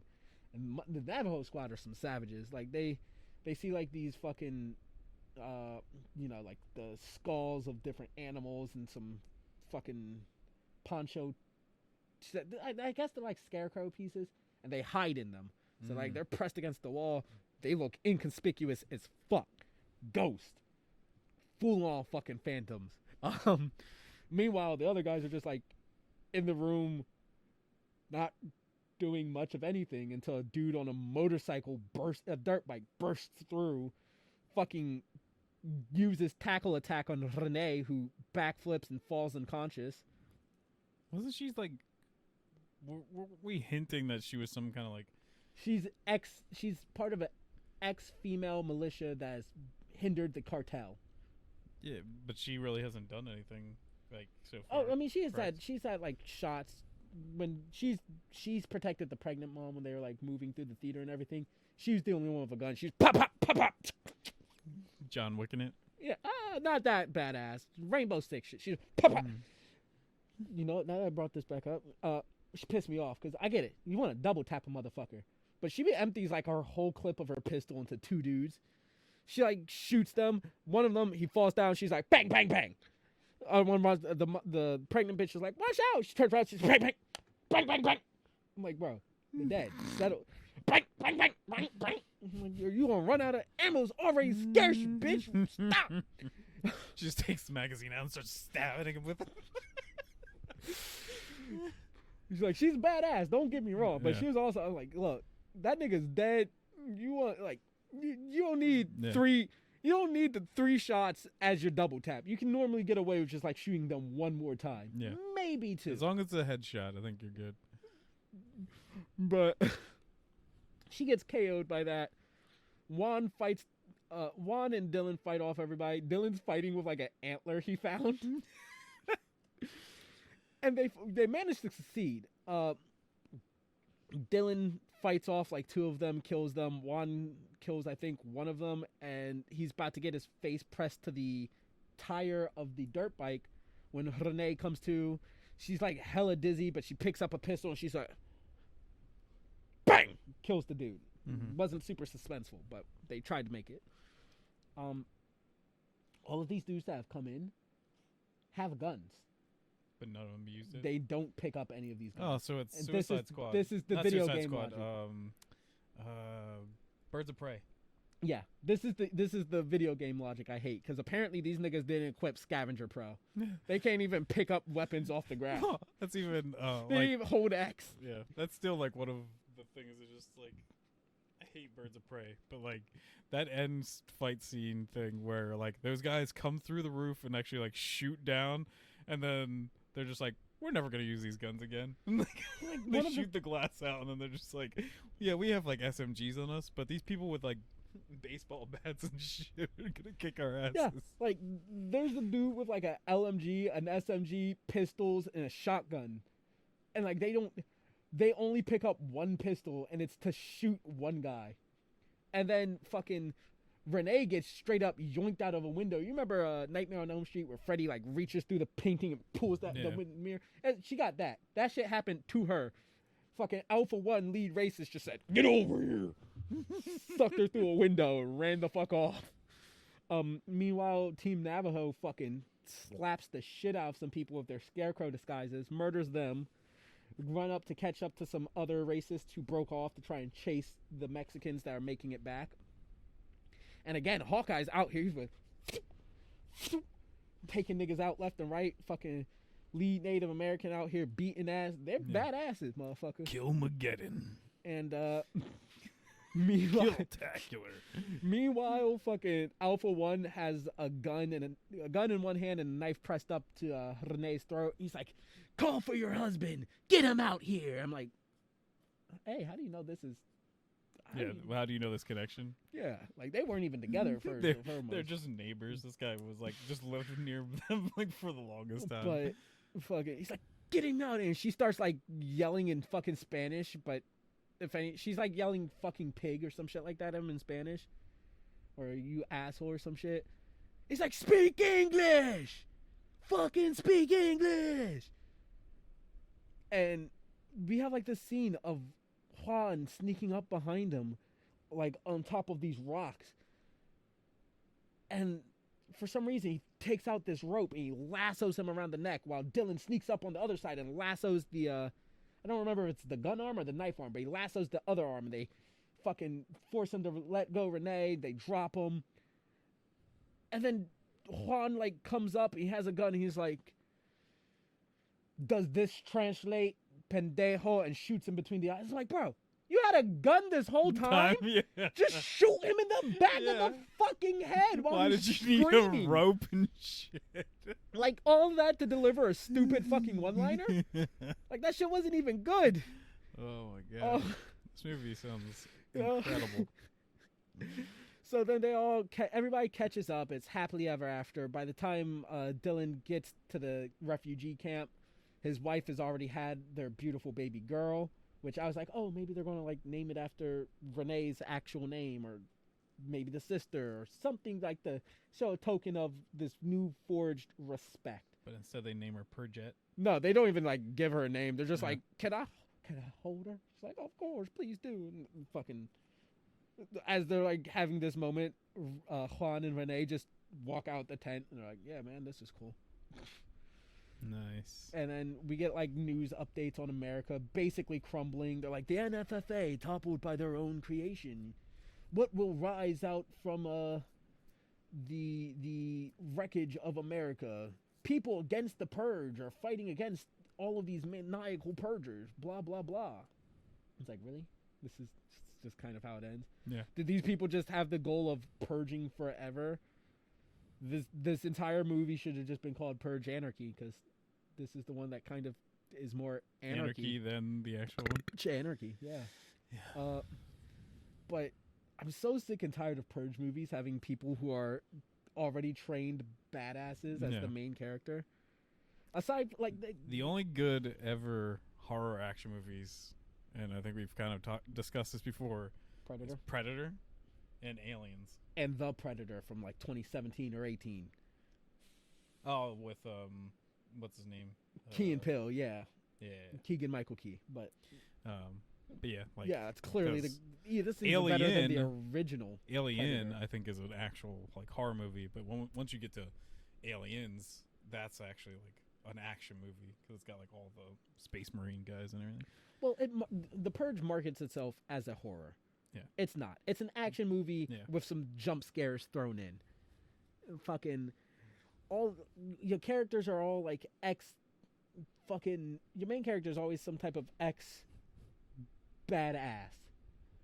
Fucking, and it's like why not have your average fucking Joe? Like that would be part of the appeal of having a movie set in this type of world. Yeah, having your average person deal with something this crazy, or follow like your average person either trying to survive the purge or purposely going out and purging. Not some fucking ex-military badass motherfucker who's out for revenge. Have somebody who's just an average Joe. Yeah, let us write one. Somebody actually, who I think it would be doesn't even know how to use a gun 100%. Like I was actually thinking even like because of you saying this now, I'm thinking what would be kind of like cool that would be like you could make it like horror filled and everything, and it's like maybe for like younger kids, like not the movies for younger kids, but I mean like if a group of like teenagers or something were like not really understanding. Yeah, have like a privileged family. You got all this class related stuff. Have these privileged teens. Who haven't really experienced the horror of the purge. They hear about it. So they're just like, oh, well, like, I want this thing, and I want this, and, like, wouldn't it be cool we could just go out and, like, steal a thing they just during this night? They don't even realize like, the gravity horror of like, and how many people get go murdered. out to purge, and it becomes... They don't really understand the gravity of purging. Whether it's, hey, you could have somebody want to do something a little more realistic, like going out and stealing shit, first and foremost. I feel like most niggas would go out and steal things. Rather that's than what I'm being saying. like I'm going to go murder I think somebody. these kids would do. And then, for one, we can have each kid, like, have, like, a crazy mask, because they might hear, like, this whole mask thing, like, people wear masks, like the fucking tourists, the murder tourists in election year. Like, these are just people who are too young to fully grasp the situation they're in. And then what starts out as something that's fun, you can even have like them successfully sneaking into like a mall, having some fun before shit hits the fan. And now it's just really horrifying. It's a terrifying movie. You can have people grow and learn, and not in the most basic of, oh, I hate Mexicans. Oh, this Mexican has severely helped my family several times over, even staking his life for the sake of my loved ones. I guess Mexicans aren't bad at all. Like, and now we live in Mexico because we had to flee America. Now I understand. Like it is very unsubtle. It is very point blank, and it paints, but there's no nuance.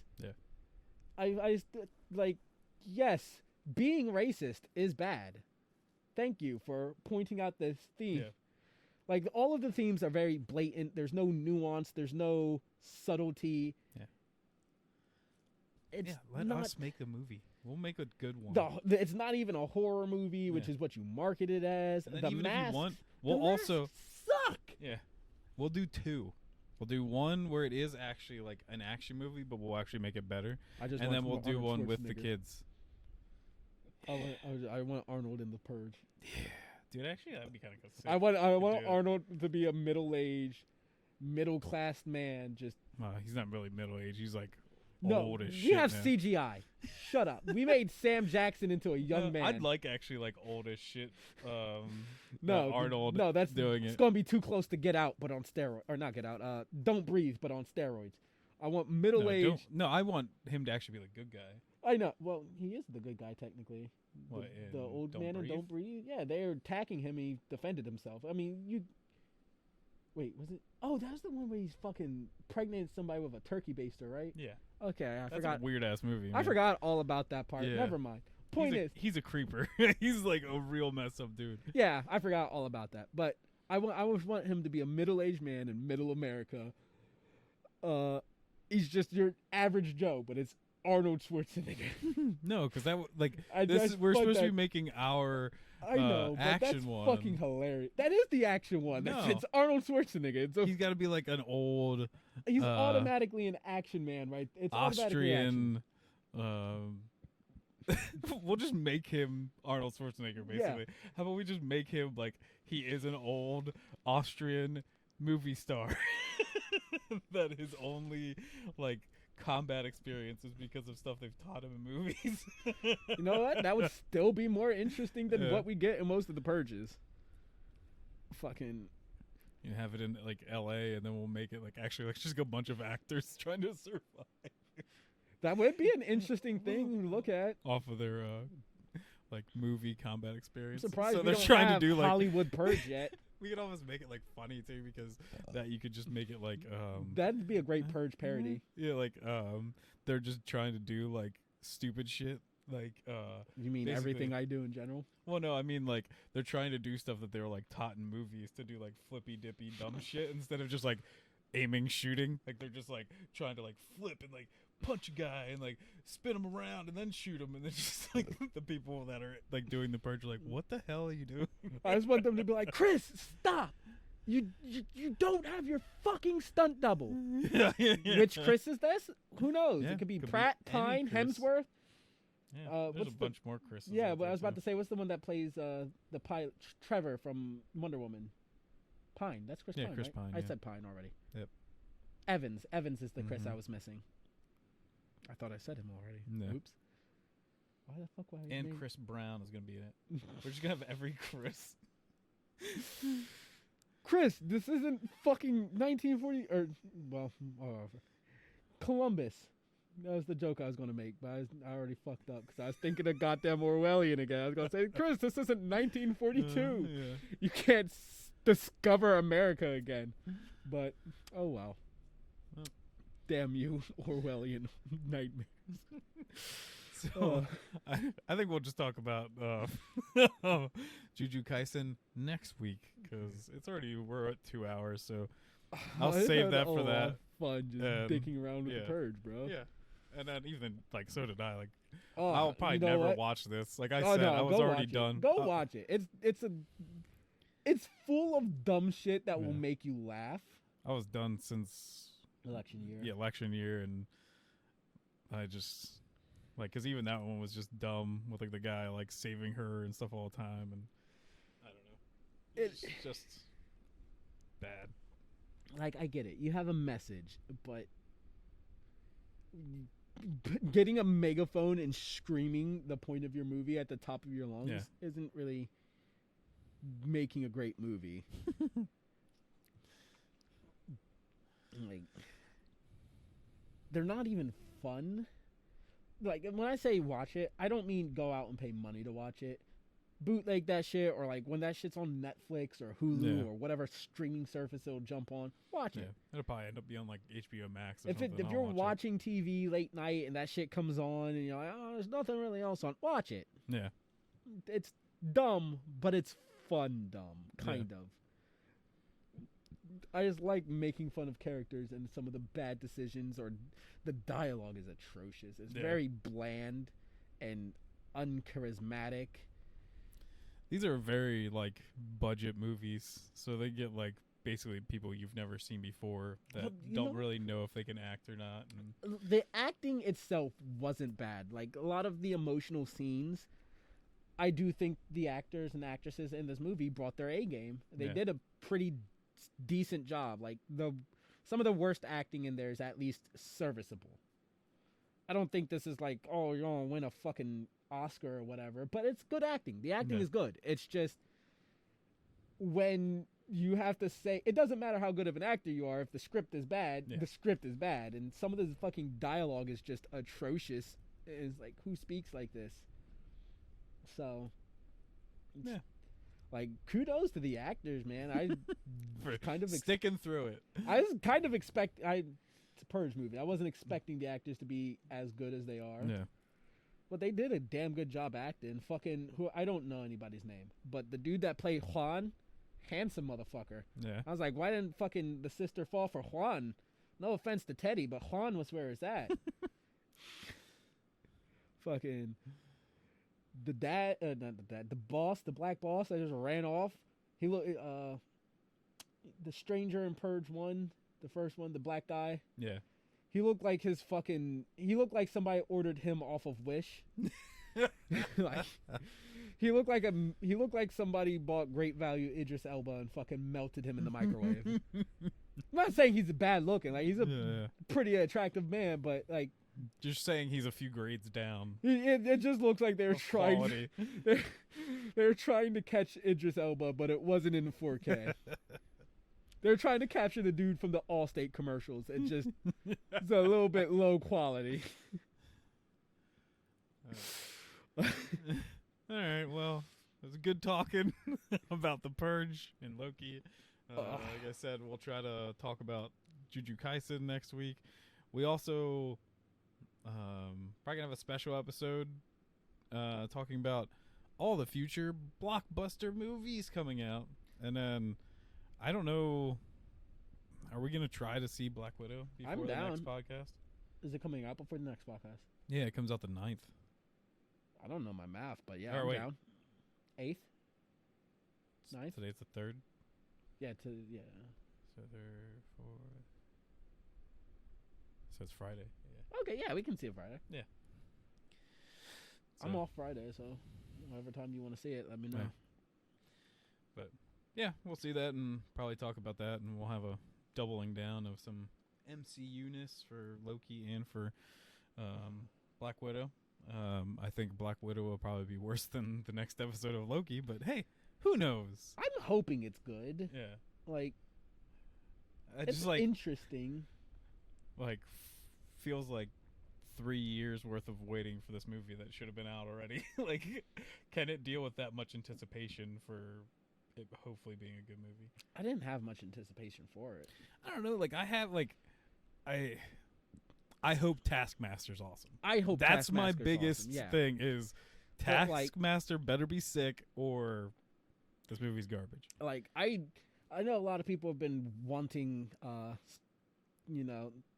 Black Widow to get a solo movie for some time now, and I know there's plenty of great stories that they can pick from to make her a solo movie, but I've never been somebody that's like, oh yeah, I really need this Black Widow solo movie. Yeah. Like, I don't really need a fucking Hawkeye solo movie. No. Like to me, if anything, she should have gotten like just a TV show like everyone else. I'd be okay with like a TV show, or for her to just keep being like a supporting thing for like, she appeared in Iron Man 2. She's in Captain America 2. Like a supporting character. Or being like a Falcon and Winter Soldier thing where it's like Black Widow and Hawkeye or something. Yeah, like that. I'd be okay with a show for that, but I don't really think either of them have needed a solo movie. I'm sure it could be fun to have one. They don't have any powers, so yeah, it's not worth watching. Fucking yeah, they don't have powers, bro. That shit. Oh, one guy can aim good. You know who else can aim good? Me on Call of Duty, bitch. But you don't see a movie about me, do you? I was gonna say that Native American guy. Oh, I'd watch a movie about him and him alone. He has a superpower with those fucking dynamite arrows. That man, was he a hot guy? That man could best Hanzo. I don't think he's that hot. No, damn. Like, he's not ugly, but I wouldn't sit through a movie just so I could be like, I can't wait for the part where he's obligatorily shirtless. Now I won't watch it. I'm disappointed. No, Juan's hot enough for both of them. Oh, okay. So, yeah, fucking Mando doesn't have superpowers. People watch The Mandalorian.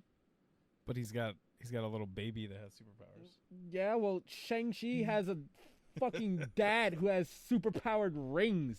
Yeah. Make sure you watch our trailer or our review of the trailer. Make sure you go watch Shang-Chi. fucking Shang-Chi, bro. Fuck out of here with Yeah. that stupid shit, Yeah. man.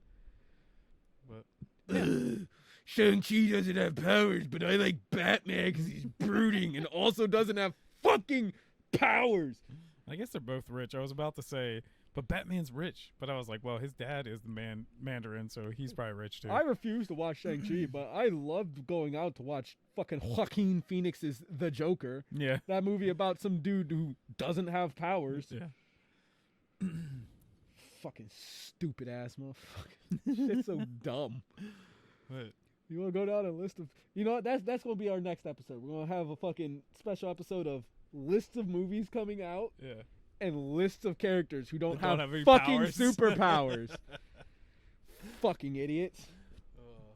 We can't put the new Halloween movie in there because He has superpowers. clearly He's- Jason is gaining even more superpowers. Jason? Jason, dear God, Michael Jason Myers. Derulo. Michael Myers is getting more superpowers over every kill. Yeah. as we He also gets found XP. That's like a fucking anime power Yeah. right there. but But I'm compiling a list. okay. I'll I'm compile a checking list it of twice. just movies that are coming out. But I'll compile the list of Uh, people without powers. yeah, I think that'll do it this week. And